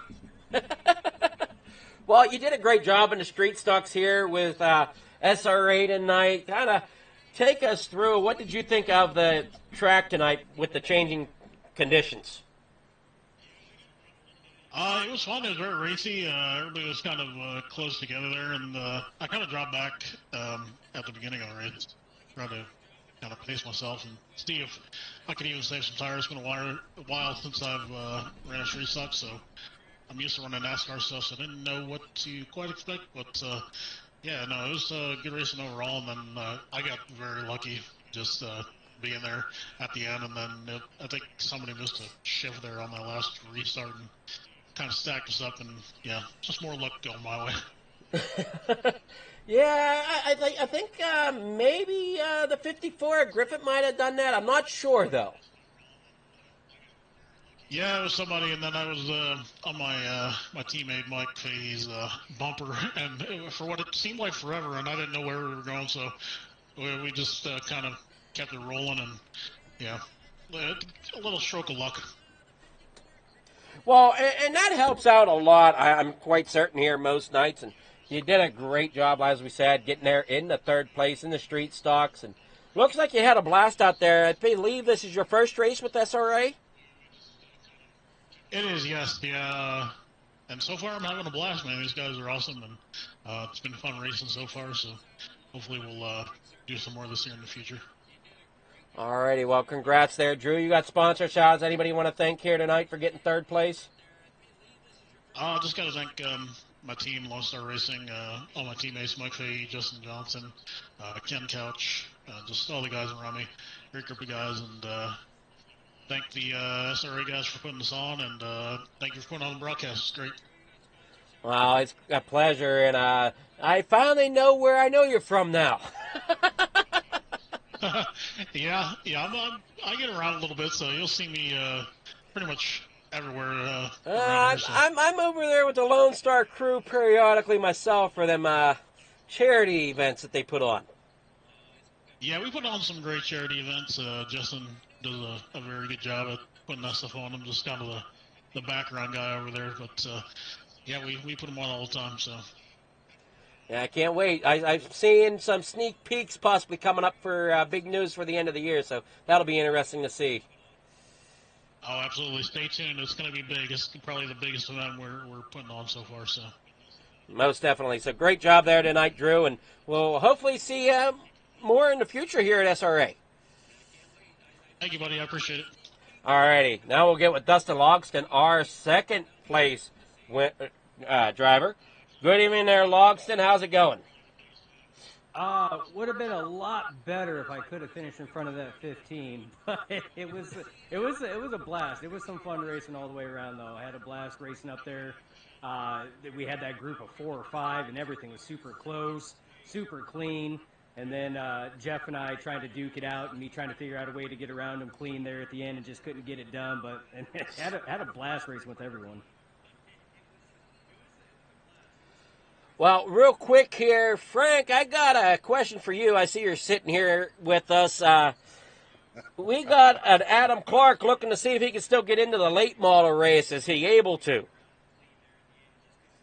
Unfortunately, I was not aware he was going to be able to join, and so the field is already set and locked in. All right. Well, unfortunately there, Adam, sorry to put a damper on your night. You heard it there. We fortunately have the field set and ready to rock and roll. So hopefully next week. I'd love to add him. Yeah, I'd love to add him, but I've already locked the field in. So I apologize. All righty. Well, hopefully next week there, Adam. We'll see you here at SRA. So, Logston, continuing there, you got sponsors, shout-outs, anybody you want to thank for getting second here tonight?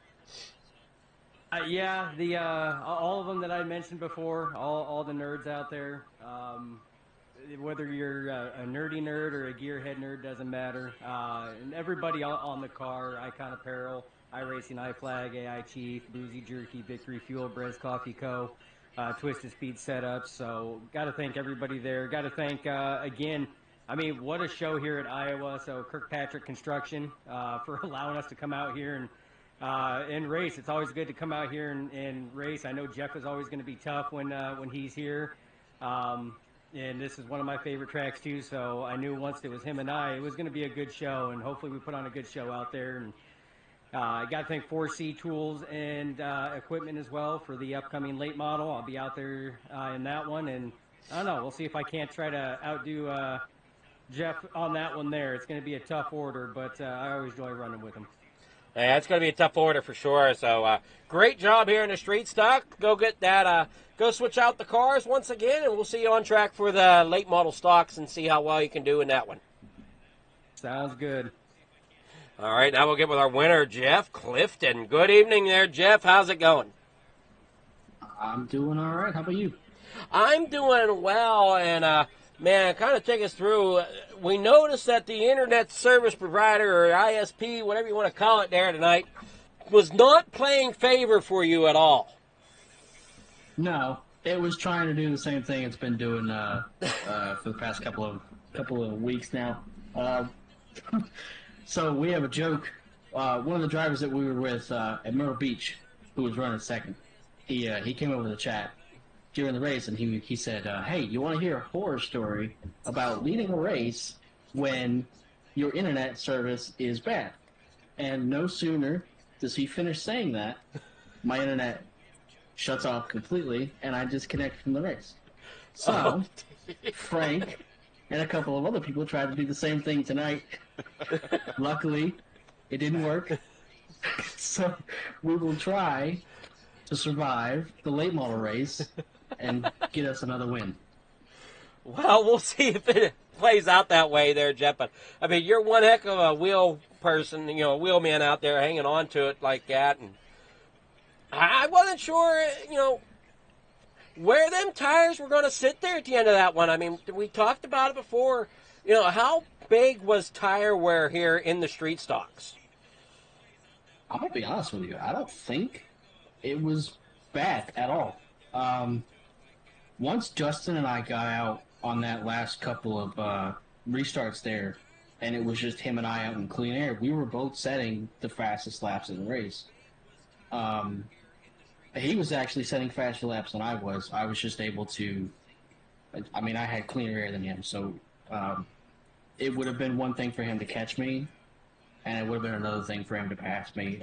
It's already not easy to pass here at Iowa, especially in a car like this where it's not got a lot of horsepower, so if he were to get to my inside, he would have a chance at passing me, but there just wasn't enough time there at the end for him to really do anything. And, I mean, I sent it in there on that last, was it the last lap or the penultimate? It was one of those two, where I saw that he had gained a lot of time on me, and I just sent it in there and hoped it stuck and pull it out. Well, I know he sent it in there hard through 3 and 4 there, that final lap, too, and ended up washing up to the wall a little bit. So, I mean, you guys all gave it your all here tonight. It was great racing all through the pack. There was no dull spot to it at all. Definitely battles going on 3 wide here and there throughout tonight.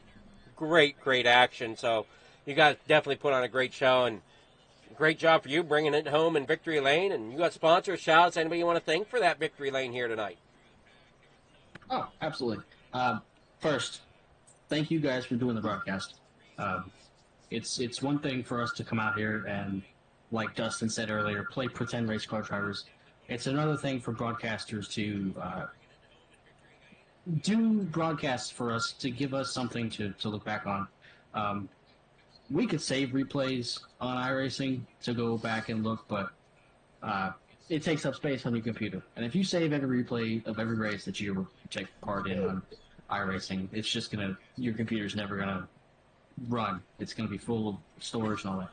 So to be able to just like get on YouTube or Facebook or Twitch or wherever you guys stream the races and to be able to watch it over, and there's also the human touch as far as like commentating and post-race interviews and all that. And it makes it more enjoyable to go back and look at races that you've taken part in. So thank you guys. Thank Frank and Craig and all the guys at SRA for all the stuff that they do for this league. I've run leagues before. It's frustrating. It's hectic. Sometimes it doesn't go the way you want it to. And when it doesn't go the way you want it to, sometimes you want to just not run a league altogether. But for them to just be consistent and through everything, run it and make sure that we have races every week is paramount to our mental health, I think. And then 4C's tools and equipment for sponsoring the late models, I believe. I'll probably get it backwards. And then Kirkpatrick, that is a mouthful. Kirkpatrick Construction for the Street Stock League.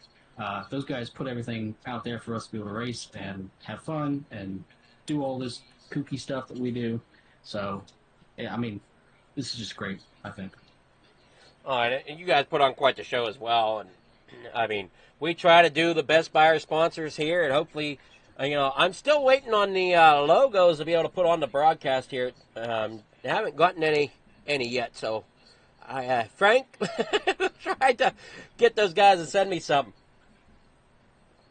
Yeah, I'll do what I can this coming up week. All right, sounds good there. Great job there, Jeff, and we'll see what you got in that the late model stock coming up here shortly. Thank you. All right, we're going to let him go. We're going to go over and get those late model stocks fired up. We'll be back here very shortly with more racing action from Iowa.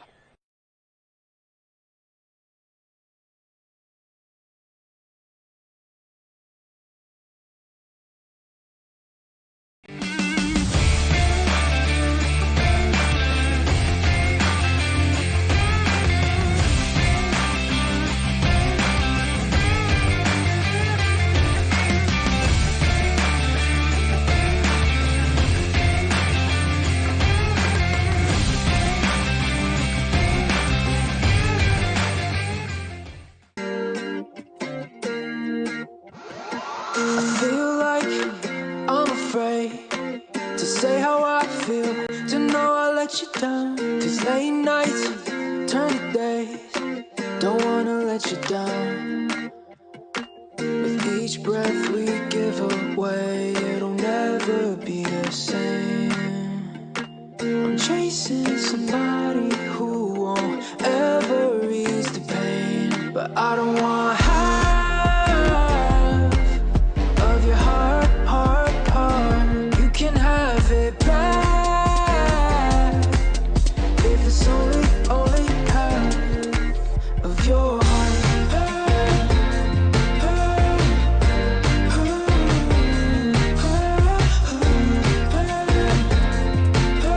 If it's only half of your heart.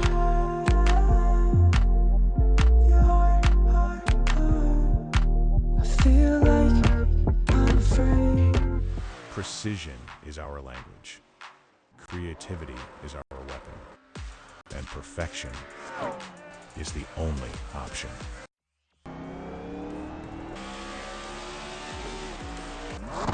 Your ride, your brand, your image, elevated to a level that can't be ignored. This isn't just a wrap, it's a revolution. Regal Wraps and Designs, where power meets style, and style becomes unforgettable. At Regal Wraps and Designs, we don't follow trends, we set them. Every line, every finish, every detail is built to dominate. From flawless vehicle wraps to bold custom designs, we take your vision and redefine it. Seamless statements, artful accents, hues of harmony. We are Regal Wraps and Designs. All right, back here from the Speedway once again. Here is your starting lineup for your late model stocks.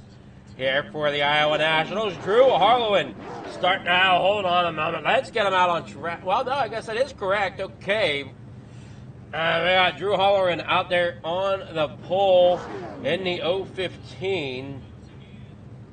Well, wait a moment here. We're going to let him get onto the track and get this figured out here. As we got 54, Mike Griffith there, Jeff Clifton there in front in the 15. There we go. Okay, now we got it working. Jeff Clifton there in front on pole. And number 15 on his outside, starting second, 81 for Nerd Motorsports, Dustin Logston. Row number 2 on an inside line, Corey Bigley there in the 58, starts third. Drew Hollerman there in the 015, starting in fourth. That row number 3 to the inside for Stinger Motorsports, the 54, Frank Griffin. Starts fifth, Steve Rex. Out there in the 6 for Riding Dirty, DBR, starts 6. In row number 7 inside, Craig Bristol in the number 39 here tonight. Starts 7th to his outside, Samuel Longworth driving a number 7. Row number 5 on it inside, the 2 of Drew Blaze for Lone Star Racing there in the 9th spot. Greg Parmalee there in number 4 starts 10th. 11th is going to start the 87 of Andy Patton with Joshua Ingram there in 16th, starting in 12th. In 13th tonight, Tim McDowell driving a number 45 will start 13th inside row number 7 with Mike Fahey. Starting there in the 19th spot for Lone Star Racing himself, there in 14th. I come rolling there out of the corner. See how many laps? 60 laps here for your Iowa National late model stocks tonight from Iowa Speedway.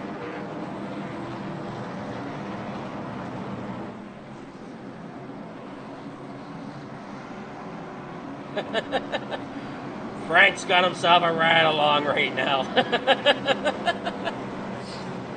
We'll see how Frank enjoys that one. As Clifton's out there in front. Dustin Logston there in second. Corey Bigley there in third. Drew Holleran there in the fourth. Frank Rivet there in fifth. Steve Rex there in sixth and rolling off a 2. Down the back straightaway, Clifton trying to get out there to the front.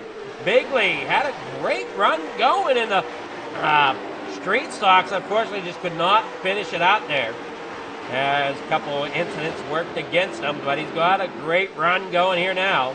As they now work off turn 4. You got the 015, Drew working there to the inside, 3 wide through turn 1 and 2 as they work onto the backstretch. The 81 pulling slightly ahead there of Drew Holleran. Drew Holleran there in that 015 getting into third underneath. Got to make sure you don't get too tight as they're battling there. You see Frank Rivet back here in the 6th. As Steve Rex on the outside there. Great run. Trying to get around. Oh, no. We got the 81. Logston going around. Steve Rex getting involved in that. Dustin Logston, as we said, going around there. Don't think he had any help. Just unfortunate there. He ends up coming around there on the outside. We'll see here. Well, maybe he did. He did come down into Clifton. And it just was enough. Clifton disappears as the 81 circles around. And, man, that's a tough break as Steve Rex just nowhere to go. Tried to get to the outside to minimize the damage. That nerd 81 spinning around there. And there you see the 6 of Rex. Ends up facing backwards on the outside. Man, oh man, not the start to the race these guys were wanting. They had Corey Bigley there in second, Drew Holleran there in first. Craig Bristol there for it, Samuel Longworth there fifth.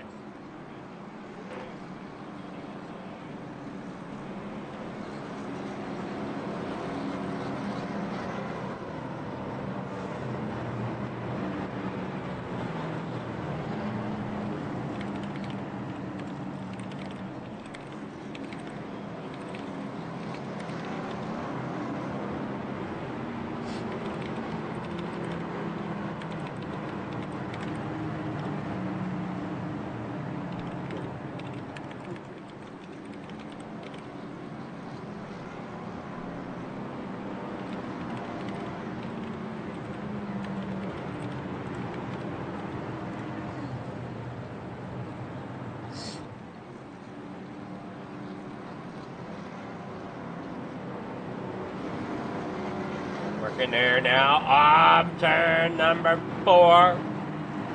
Rivet there in third. Sorry for the click-clack there of the keyboard as I tried to type something in there. I got to figure out how I can mute that enough. But still catch my voice, so I'm going to work on that a little bit here at some point. Craig Bristol there in 4. Drew Holleran there out front. Clifton on pit road. Unsure what's going on there. As Clifton comes down there on pit road. Did he end up breaking a rule or something? Or is he coming? He's coming in. I didn't see him get a black flag.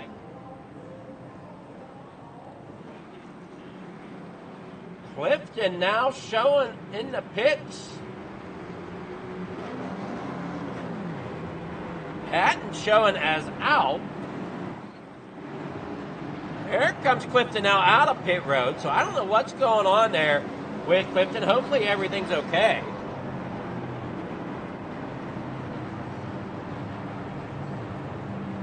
They come around here. Up there on the outside is Bigley. Frank Griffith there third. Craig Bristol there in fourth.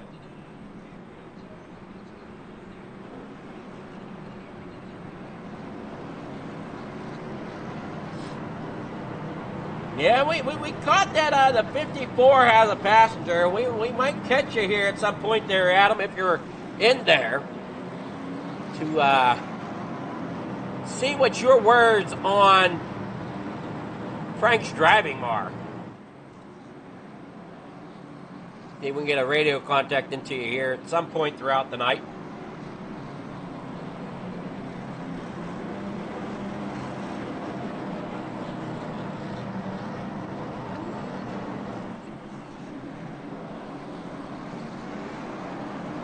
Well, I don't see you there, so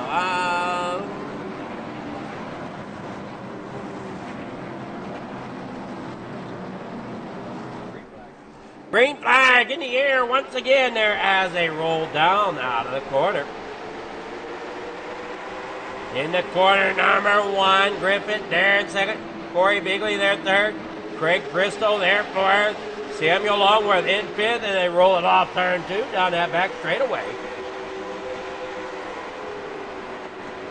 Frank Griffith up to second there. He gets around the outside of Bigley. Bigley trying to hang on strong on that inside lane.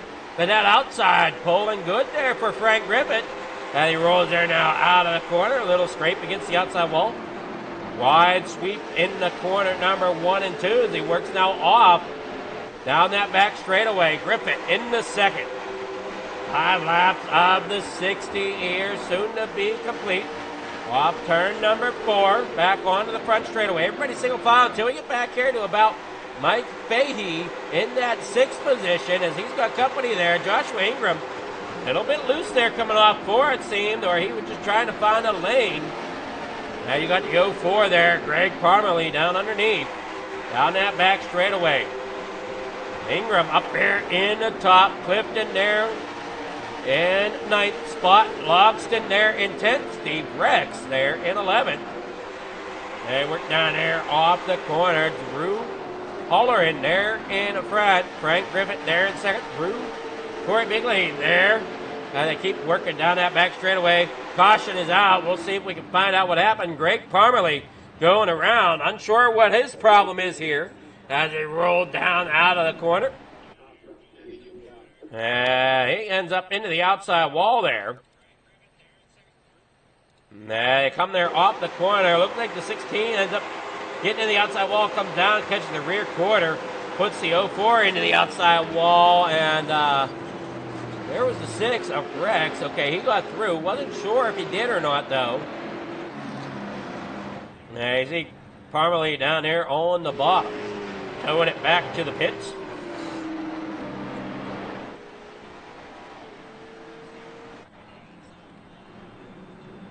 Holleran out there in front. Clifton got himself back into 7th. Now you got Logston underneath him.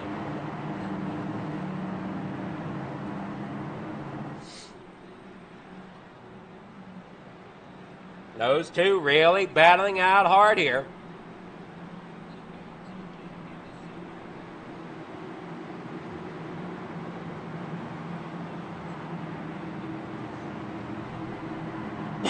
All right, Adam, do we got a copy with you there in the booth?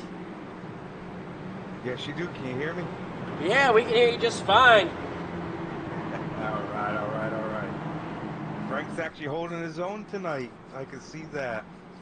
Well, at least right now in the late model stock, I don't know if you consider that in the street stocks. I mean, he held his own until almost the end. Yeah, I ran with Frank, I think it was last year or a year back, and everybody was competitive. We had a big field, in both divisions. I'm happy I'm seeing this league grown again.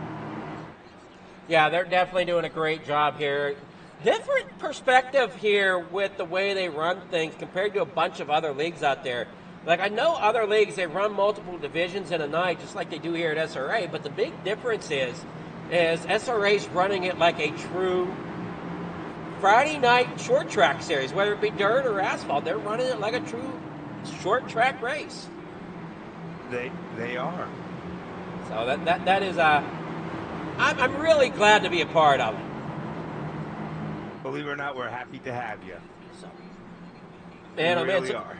So how's that passenger seat there with Frank tonight? Going pretty good, actually.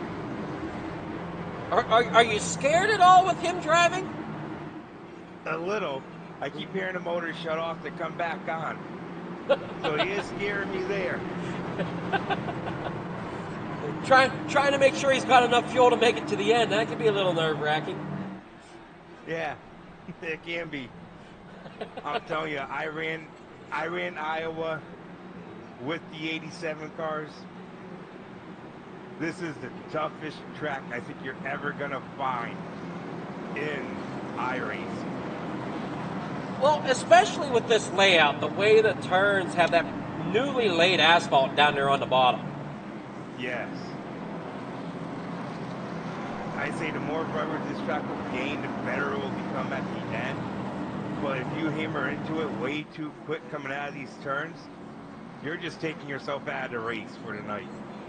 Well, I think the thing you gotta remind your driver there is to make sure he hits those shifts. Because I think that's what his problem was there in the street stock, is he missed his shift. Yes. I think it was Southern National that ran with you guys. And I think he missed the shift. I mean, I was right up on his bumper during almost the whole race, literally pushing him. I'm like, yeah, I need to back off before I wreck him. And I'm like, oh, this is gonna hurt. All right, we're back racing here. Down in the corner 1 and 2. Bigley underneath you there through the corner. We got Drew Holleran up there in the lead. Bigley's really giving Frank Griffin a good run here tonight as Griffin falls back into third. We've got a mireful up to 19 of Mike Fahey now as they roll down that front stretch. Down here in the corner 1 and 2 once again. Holleran still hangs on to that lead, but we've got to keep an eye on back through the pack here. That 15 of Jeff Clifton, he's making a charge back up through the field. I don't know exactly why he pulled off when he did, but he definitely pulled off, went into the pits. And now down here through the bottom of the racetrack, looking underneath, trying to find that line. Now he's looking to the outside of Frank Griffin. Up there, Adam's got a great shot of that 15 going by on the outside as Frank Griffin falls back through the field here as they work off of 2. Corey Bigley on the inside of Mike Fahey. Fahey working down there through the corner. These Lone Star guys, they're really showing up here tonight as you got Mike Fahey there in third. I believe it is Drew Blaze back here in 10th, who's also there working through the field from Lone Star. I know Drew Blaze is, but I'm almost positive Fahey as well out of Lone Star's garage. Working there through turn 1 and 2. The only problem he had was getting tangled up there a little bit in the street stocks, putting on a much better show here in the late model stocks as it is right now. But there's still a lot of racing to go as they whirl through corner 1 and 2, down through off of 4. Bigley there on the bottom, Fahey on the high side. Clifton looking to the middle of the two of them possibly as they storm here through 3 and 4. Clifton gonna do it. He's gonna look for that middle. And they work there off turn 4. Not enough room there, and I just don't know if I trust it right now as the net code really showed its ugly head here already tonight in the heat races. And they roll there now off turn 2 down that back straightaway here at Iowa Speedway. For your Iowa Nationals here through 3 and 4. Mike Fahey hanging on to second place. Holleran out there in front in that 0-1-5. Bigley hangs on to third place, but I don't know for how long. As you see that 15 of Clifton working there to his outside. Clifton really making it work here as he gets to the outside there once again. Showing that he's got the wheel here for Iowa, has his track figured out. But the question is going to be, as the race wears on, what's that tire wear going to be like? As you got the changing tracks conditions, you got the track rubbering up, tires going away, that new rubber versus, or that new asphalt versus old. And there's a lot of factors to really take into consideration here throughout this 60-lap race that we are now 15 laps into. Mike Fahey back there in second. Bigley there in third. Clifton there in fourth. And they roll it on out there. Bigley there in a fifth now. And he works down there underneath of Grifton. I see that 39 of Bristol working there underneath of Griffith right now. Clifton there in front. Logston there in the 81. Trying to find a groove around. Had a good run going as well until he got a little loose there with the help from Clifton. And Clifton now brought it back down there through turn 3 and 4 underneath the 19 of Mike Fahey. Bigley there in second, hollering out there in front.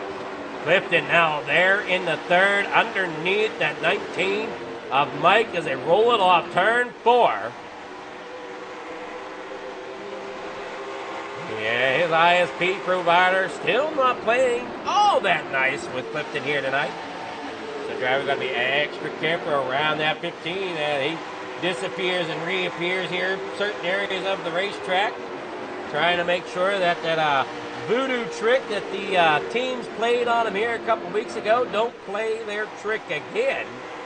As you heard them say whenever they were at the beachfront, South Boston or something, I forget which track it was. One of the drivers started saying about a horror story about about internet connection leading the race, and Frank Griffith, or I'm sorry, not Frank, Jeff Clifton disappeared.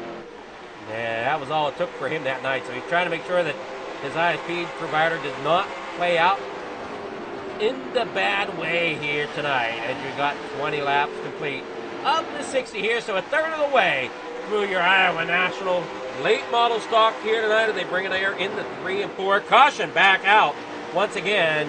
This time there, Greg Parmalee down in pit road. Dustin Logston spun around once again.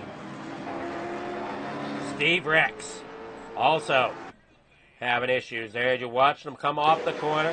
Steve Rex ends up in the corner of the 81 of Logston, and the two of them just get it there. And oh no! The 87 Andy Patton on the, or is that the 87 of Andy Patton that was on the bottom? Trying to see here who was on the bottom there through that. As they brought it out there. And you see Greg Parmalee there. Andy Patno is out, so who was underneath there? As they come there off the corner, we see it all happen. Trying to figure out, looks like maybe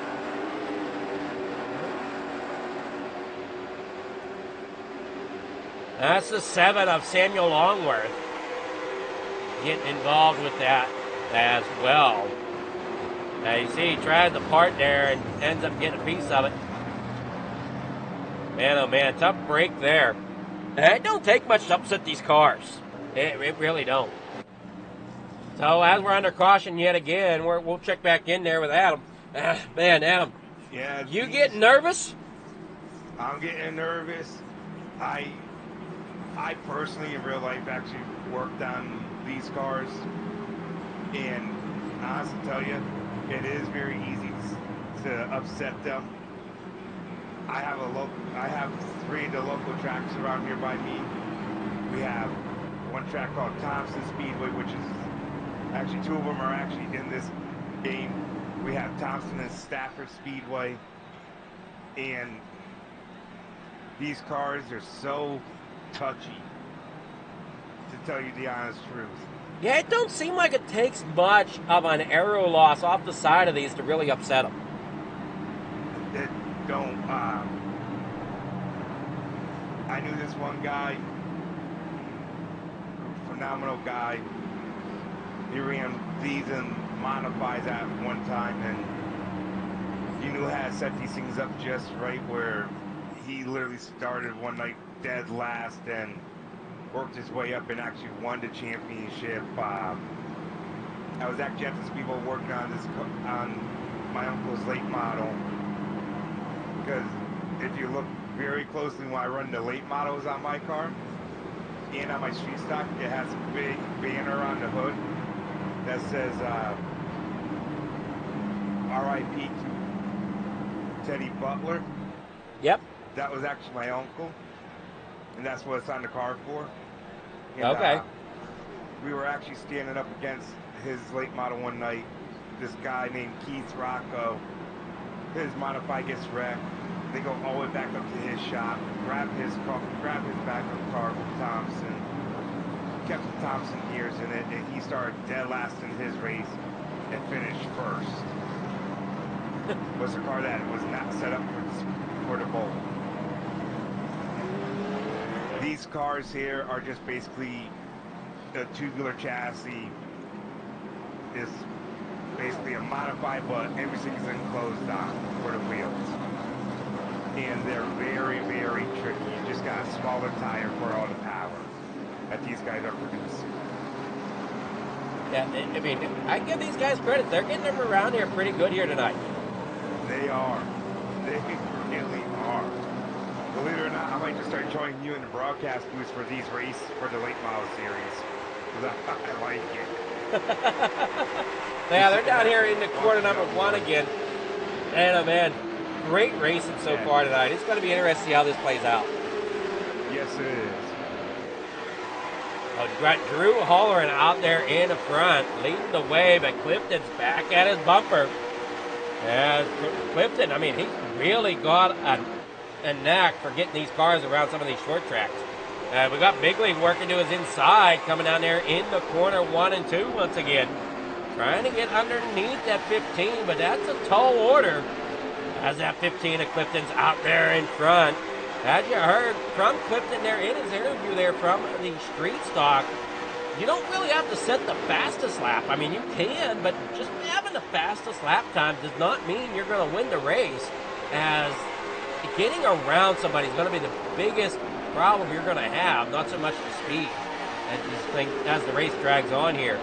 So Bigley's got to really kind of time it out here, see if he can find that groove to get the most momentum coming out of these corners, to get the runs he needs, to get underneath Jeff Clifton in that 15 to have any shot of getting up there around him. We watched the 015 there of Holleran doing a great job out front, giving the 1-2 there to Jeff Clifton. And Jeff Clifton taking some of his own medicine at the moment here. He might be a little bit faster than Holleran, but Holleran just having that better line here through 3 and 4, making it so hard to pass here at Iowa. It is. Clifton's fast, but you also got these smooth. Oh, no. It's like, who knows what really is gonna happen at the end. I think that the 015 is actually trying to save his tires for the rest of the race tonight. Well, looks like he ain't pushing his car as hard as everybody else is. Yeah, well, you still riding along with that 54 there, Frank? Not yet. Oh, Frank was actually in that caution. He's in the pits right now. Yeah, he come up the racetrack, the 39 come down, and yeah, calamity happened. We see Frank going around here on turn number 1. Like we said, it don't take much, and then iRacing's got to throw its own little wrench into the mix with that whole net code. I mean, there's enough room there, but iRacing said there's not, and it's just coming here into corner 1. It's so tight. You'll see it just hook. Yeah. Right across the front bumper of Frank Griffith. Man, it looks like Frank's got to reclip the rear end of that car tonight. Yeah, well, he got picked up and spun backwards there by the 2 of Drew Blaze. Yeah. One of the newcomers here tonight to SRA.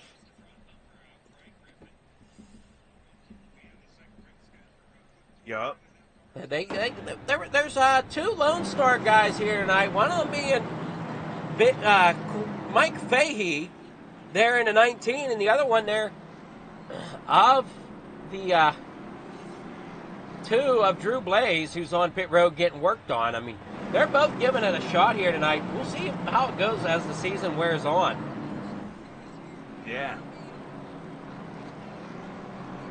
So you're saying there that you worked on these cars at a few of your local tracks. That must have been something. I've never been to an asphalt race yet. I've been to dirt, as 15 minutes, less than 15 minutes from my house is Lernerville Speedway. Yeah, I actually worked on these cars. The only reason I missed tonight's racing because I was actually up working on a street stock tonight, getting that ready. This stuff. It's a blast working on these things, but you gotta know exactly what you're doing. Because you make one wrong little adjustment, you're throwing the whole car off for the night. Yeah, and if you're the monkey in the pits that did that, the driver's not going to be too happy with that monkey. No, they're not. Like, I was on this, believe it or not, I was on a spotter headset one year. It's so hard because you got to watch the whole track. And it's not fun. It is not fun. Honestly, tell you think when you're like sitting in the grandstands and stuff, and you're watching these cars go around and any other car go around, you think, well, they're not that loud, right? Oh, they're loud. They're loud. But as soon as you go to enter, like, as soon as you put the spotter headset on, or you go stand in the infield working on a record crew, yep. Oh, your ears are going to be bleeding from the first drop of the green flag. First drop, your ears are just going to be bleeding because they're super loud out there. Like, honestly tell you, that Stinger, the Stinger Motorsports 58 is a good looking car. The 16 is freaking phenomenal looking. Frank's car is good looking. That 6 car, I watched them in practice. Like, holy shoot, I actually like that design. Let's see who's going to get a good restart here. We'll see. Looks like they're getting off okay as they come down there across here with lap 26 of the 60. Slowly closing in on halfway here as Clifton works there on the inside, hollering there on the bottom. Working there off turn 2 down that back straightaway. Got 19 there. Mike Fahey. I'll get that figured out. I will, trust me, I will get that last name thrown into my head at some point. Mike Fahey in 4th. There behind Bigley as Bigley rolls out Red Bull 58 down there through 1 and 2. Hollering there in front just ahead of Clifton. Clifton there, as we said, ended up in the pits there early on in the race. I don't know exactly what adjustments he could have really made. These things really, I don't think, have a lot of pit stop adjustments during the race, especially here on the sim. I don't know about IRL, but here in the sim, I don't believe there's anything you can really adjust in the pits. Not even in IRL you can't adjust that much. Down through the back stretch here in the 3 and 4. Corey Bigley there in 3rd. Mike Fahey there in 4th. Now, with you working around these cars, I know at dirt track, it's something to see. I was watching a feature one time with the big block modifieds at my local track. Somebody blew a tire. They went back to the pits, had that tire changed, and he was back out before the green flag drop. I'm telling you something. It was something watching teams work together to get that driver back out there. I don't know if that happens here with these, an asphalt race with this short track, but I mean, it's something to watch. It is. If we had bad tire go down, we were in the pits and we were back out right underneath the caution lap still. And we're quick with them. Like, you got to also take into effect how many turns or spring rotors you want to put in, how you want to position the track bar for the night. it's a lot of work with these cars. Oh, most definitely. And it was just something to see, because I mean, most of the time you maybe had 2 or 3 people in a crew for dirt track racing, and to watch them guys change a modified tire. Whenever one group grabbed their jack, another one grabbed their air gun, and I mean, they're sitting there waiting for that guy to roll through, and I mean, quicker than anything, they had that thing up and back out onto the track. I mean, they pulled a NASCAR-style pit stop on dirt track. It was something to watch.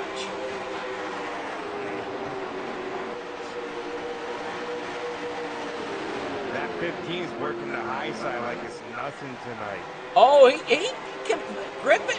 Or Clifton's definitely being able to put that car anywhere as long as his internet provider's allowing him to. Yeah. That is going to be the problem for him there as you watch him work down that back straightaway here at Iowa. Bigley, he's been having a great run here in the late models as well. He has. Then you got Josh Ingram right there sitting in 5th. Just waiting for the right move. Yeah, he's kind of being a sleeper at the moment right there in 5th. 3 wide for the lead as the 15 of Holleran gets put in the middle. Clifton gets put to the high side as Bigley makes his run down there on the bottom side. Going to try to make it 2 for 1 there. Gets it down there on the bottom. Gets the nose out there to the lead. Now he'll end up in the middle there coming off turn 4. Man, excitement here with less than half to go. 26 laps to go as they work through 1. Oh man, is this some great racing here off the corner. Yeah, yes it is. That is some great running right there. It's almost like the top 6 computer science tackle hack. Yeah, you know, I get scared, especially here on the sim, whenever they get that close together. As you saw that 58 of Bigley with the 015 of Holleran coming there off the corner. I mean, they were almost touching, and that's what scares me, because sometimes that neck cone will just reach out there and grab it, and you never know when it's going to raise its ugly head. Exactly.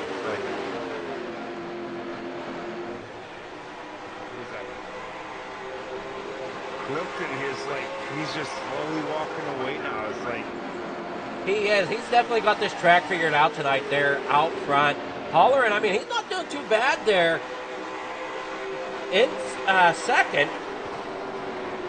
I don't know, how do they have the fuel to make it to the end? Like, are they allowed to fuel up on the asphalt short track? I know they're not allowed to on dirt, but I didn't know on asphalt if they're allowed to do that or not. We're allowed to, but we normally run bigger gallon fuel cells. We can run up to a 15 to 22 inch. We can run up to 15 gallons to 22 gallons. So it all depends on how many, all depends on what the track is, how big the track is. All depends on what size fuel cell the owner wants to go with. So fuel really shouldn't be an issue then. Fuel really shouldn't be an issue. All depends on and also depends on what your carburetor is jetted at, what the air fuel mixture ratio is for them.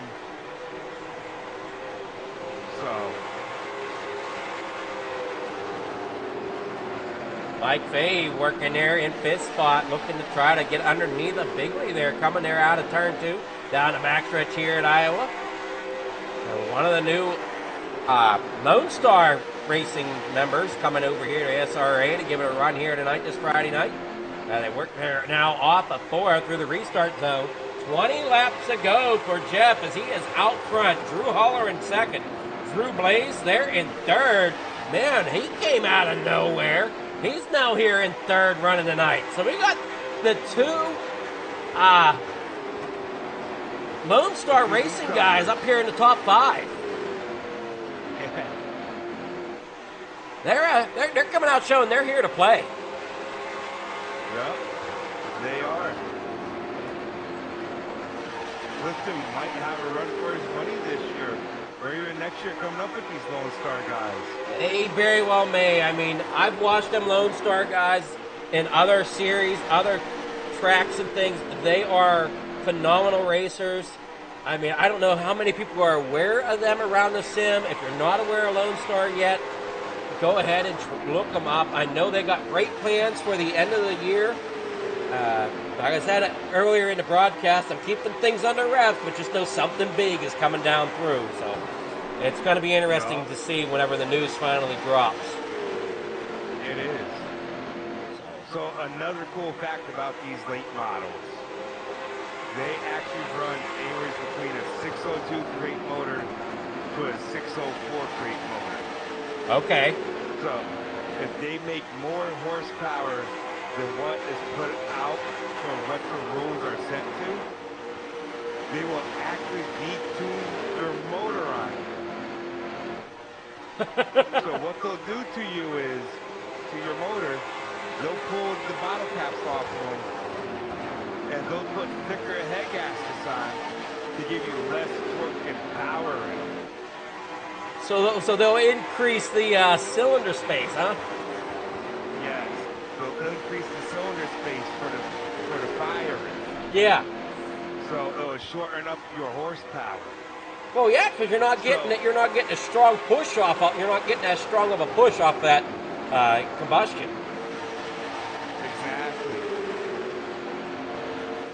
I mean, you lengthen the top of the piston to the bottom of the head. You're lengthening that combustion chamber, and it drastically will change how much horsepower that engine can put out. Yeah. I mean, I know, for me, I don't do racing sports because I can't see, because I'm legally blind stuff. I can see off my right side, so, I mean, being able that I can at least do this much is amazing. But I pull tractors, antique tractors, and the things you can do to a motor, it's amazing. Oh, yeah. Oh, we got the 58 going down low on the 2. We do. Bigley looking down there on the inside, trying to make a late run here as the laps are winding down. Blaze still hanging on there to third, though, on that outside lane. And I'm finding that pretty interesting here, as with the street stocks, we saw that bottom line really work out for the street stock, but it seems really, if you can make it work, that high side or middle lane through the corner seems to be really doing well, propelling these late models around.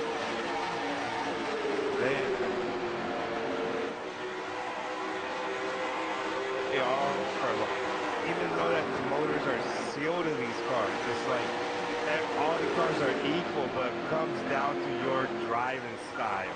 That'll hurt Blaze there a little bit, coming off turn 4, gets into that outside wall.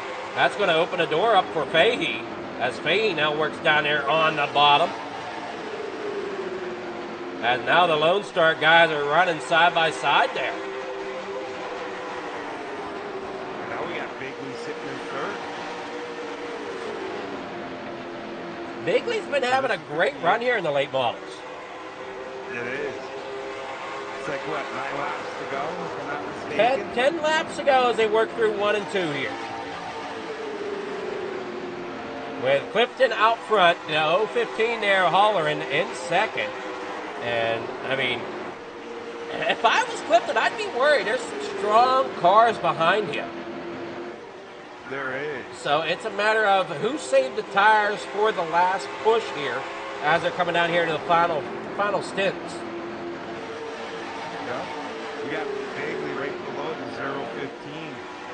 He's making that inside line work. He is. These drivers, they're doing a great job getting these cars put. And, I mean, these drivers up front, they're putting them wherever they feel like. They're doing a great job. You got that 58 there.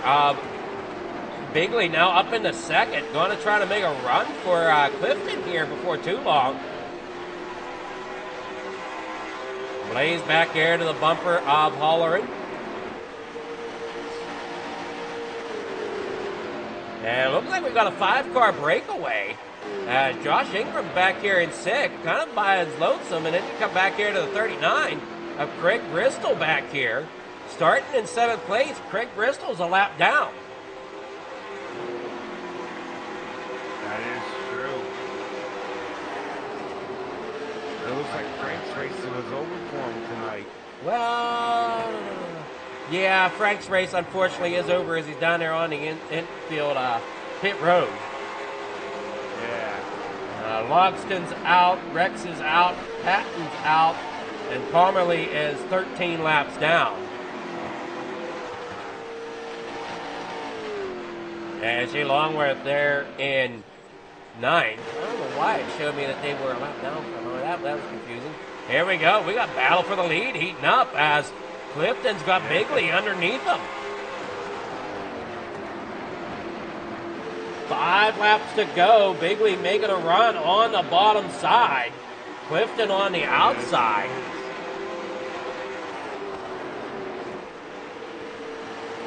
They're just going to, I say they're going to battle out. It's going to come down to milliseconds for the finish.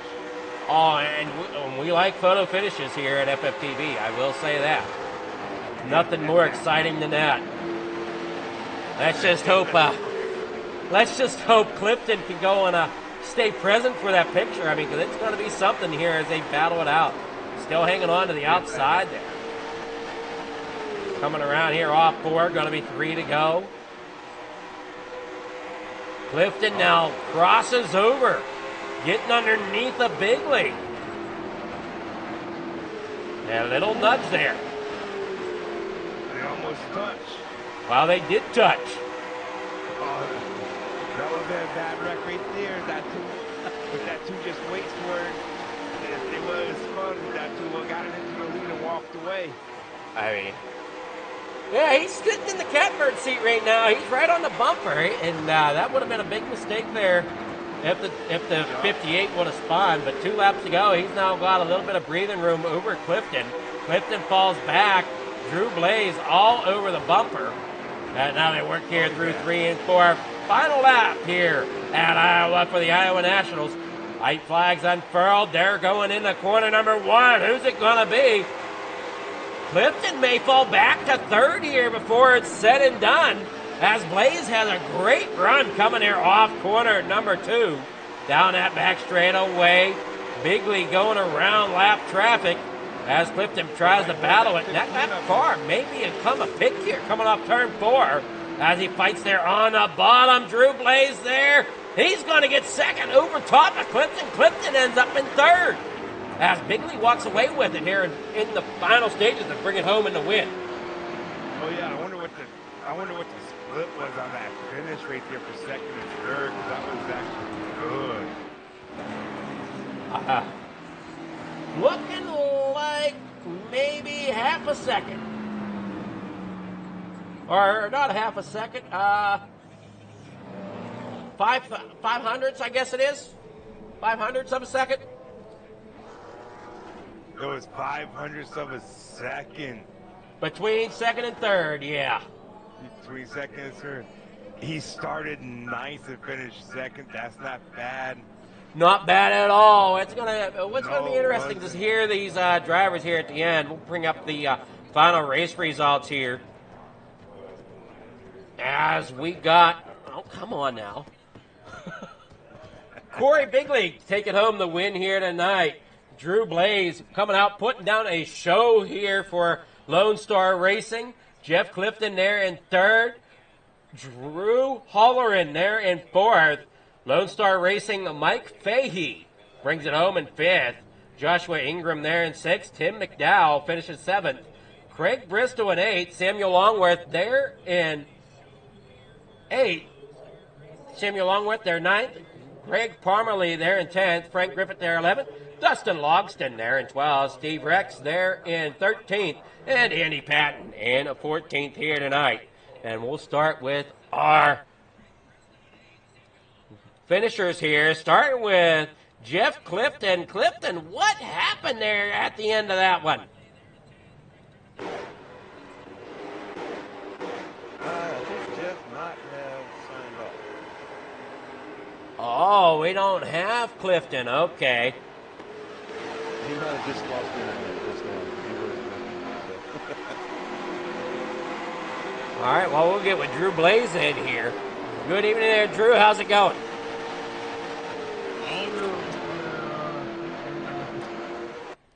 Well, I mean, you guys there at Lone Star really came out and gave on quite the show here at SRA tonight.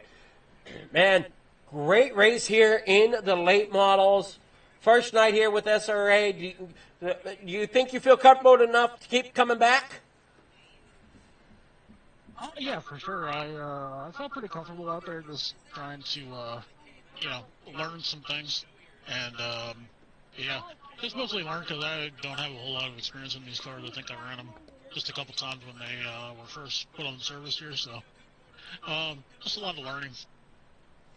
Well, it looked like you learned a lot going from 9th into 2nd here tonight to bring it home on the podium. So, I mean, real good night. And your teammate there, Mike Fahey, finishing 5th. So, top 5 finishes for both of you. So, I mean, one heck of a night coming out and putting on a show. Yeah, it was a good night for the Lone Star crew. I got to thank Mike for getting me in on this. I didn't know what was going on. He kind of said, hey, last second, it was like, you want to run? And yeah, I had a lot of fun tonight. And yeah, like I said, just learning. I learned some things there with that run we had at the end. And I was just running my stuff too hard, and I needed to cool it down a little bit. And so I realized that I could, kind of hang back a little bit and not, wear myself out as much. And I think that helped with getting around Jeff at the end there. Well, it's not easy to get around Jeff, that's for sure. Yeah, it was. He made it a tough task. He was putting up a fight there. I didn't know what it was.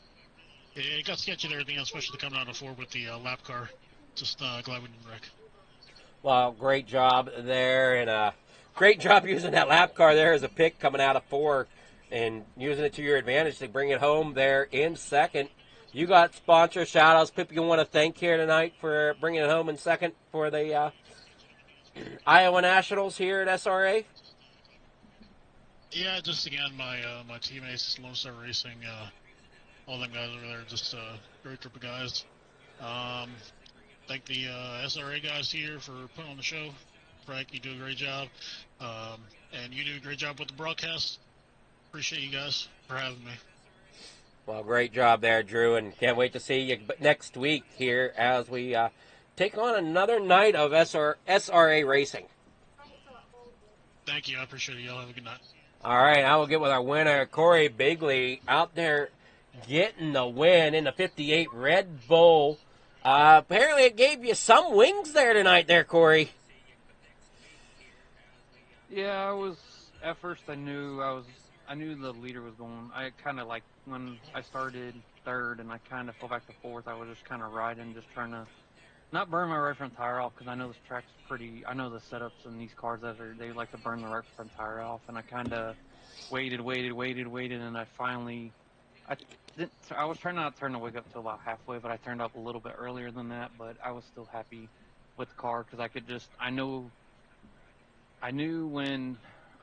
people started getting tight, because I seen he couldn't get to the bottom. I saw the 15 start, because I know he had to go to the back, because he spun the guy, and I'm like, okay, he's come back through. He was mad. He's going to burn tire off, and he did. I kind of didn't let him go, but I just lifted and go back in line, because here it's not hard, but I knew the leader and the 015 and the 15 where Jeff was hurting his tire. I seen him. He just couldn't hit the bottom, and I could just hit the bottom, getting into 1, getting into 3, and I knew that's where you can pass them, and I knew I can just roll the center better than these guys, and I knew I was driving away.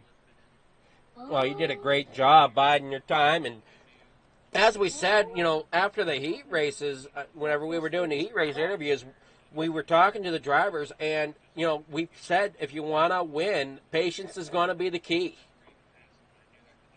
Yeah, I know with like I said, like last race when I was here I know Myrtle Beach, I was a leader, and then I still took my time, but yeah, you still got to be patient. Even 60 laps at a big racetrack, it's going to still hurt the tires, because if you overdrive it here, you just a little stuff here, and I knew I made a little change before the start of the race, and I knew it was going to help out me later. I knew that my short run was not going to be that good, but my long run was going to be great. Well, you did a great job, and I know you had a disappointing finish there in the street stocks, but you made up for it here in the late models. Yeah, it wasn't that bad. It was 4th after what happened in front of me. I was almost a 3rd. I had a little bit better tires than the guys in front of me. Even still coming from the back, it wasn't too bad. My right front wasn't that bad. I just looked at it, but I still was pretty good with it turning. But We were pretty good in the street stock too. I made one mistake because I was trying to push, but I pushed too later in the corner and turned the guy on accident. But yeah, I was happy in the late model because, like I said, this is what I really like to run this class, and it kind of just fits me because I know how to kind of save the tire and just not burn the stuff. Alrighty, well, great job. You got sponsor shout-outs. Anybody want to thank their big lead for getting that victory here tonight at Iowa? Yeah, I gotta thank Franken and all the Stinger Motorsports guys. And then I gotta thank you for putting us on for putting so I can go back and watch it. And then I also gotta thank the sponsors for the late model series, 4C's Tools and Equipment, and also for the street stock. I also gotta thank for the Kirkpatrick's and Construction LLC, just for them for at least sponsoring the series for us to help Frank keep this going. All righty, well, great job there, Corey, as we get ready to say goodnight here. Can't wait to see what you bring next week as we take on another track here with SRA. It's been great racing so far here this season. Very exciting Friday nights, short track style racing. Really enjoy the format. And, seems like it's fallen into place very easily, very well. I know we're getting a little quicker here every week, it seems, at getting things set up and rolling. So, great job there, Frank, for all you're doing and in behind the scenes keeping this thing running. Appreciate that. Yep, and I'm not going to be here next week. We are real racing. Anyways, I'm just letting you know. Alrighty, well, good luck with that there, Corey. Thank you. Have a good night. No, you too. So with that, we're going to sign off. Thank you all for watching this episode of On the Pole here at FFTV. Have yourselves a great night, a great weekend coming up. Enjoy Easter. We're going to say good night here.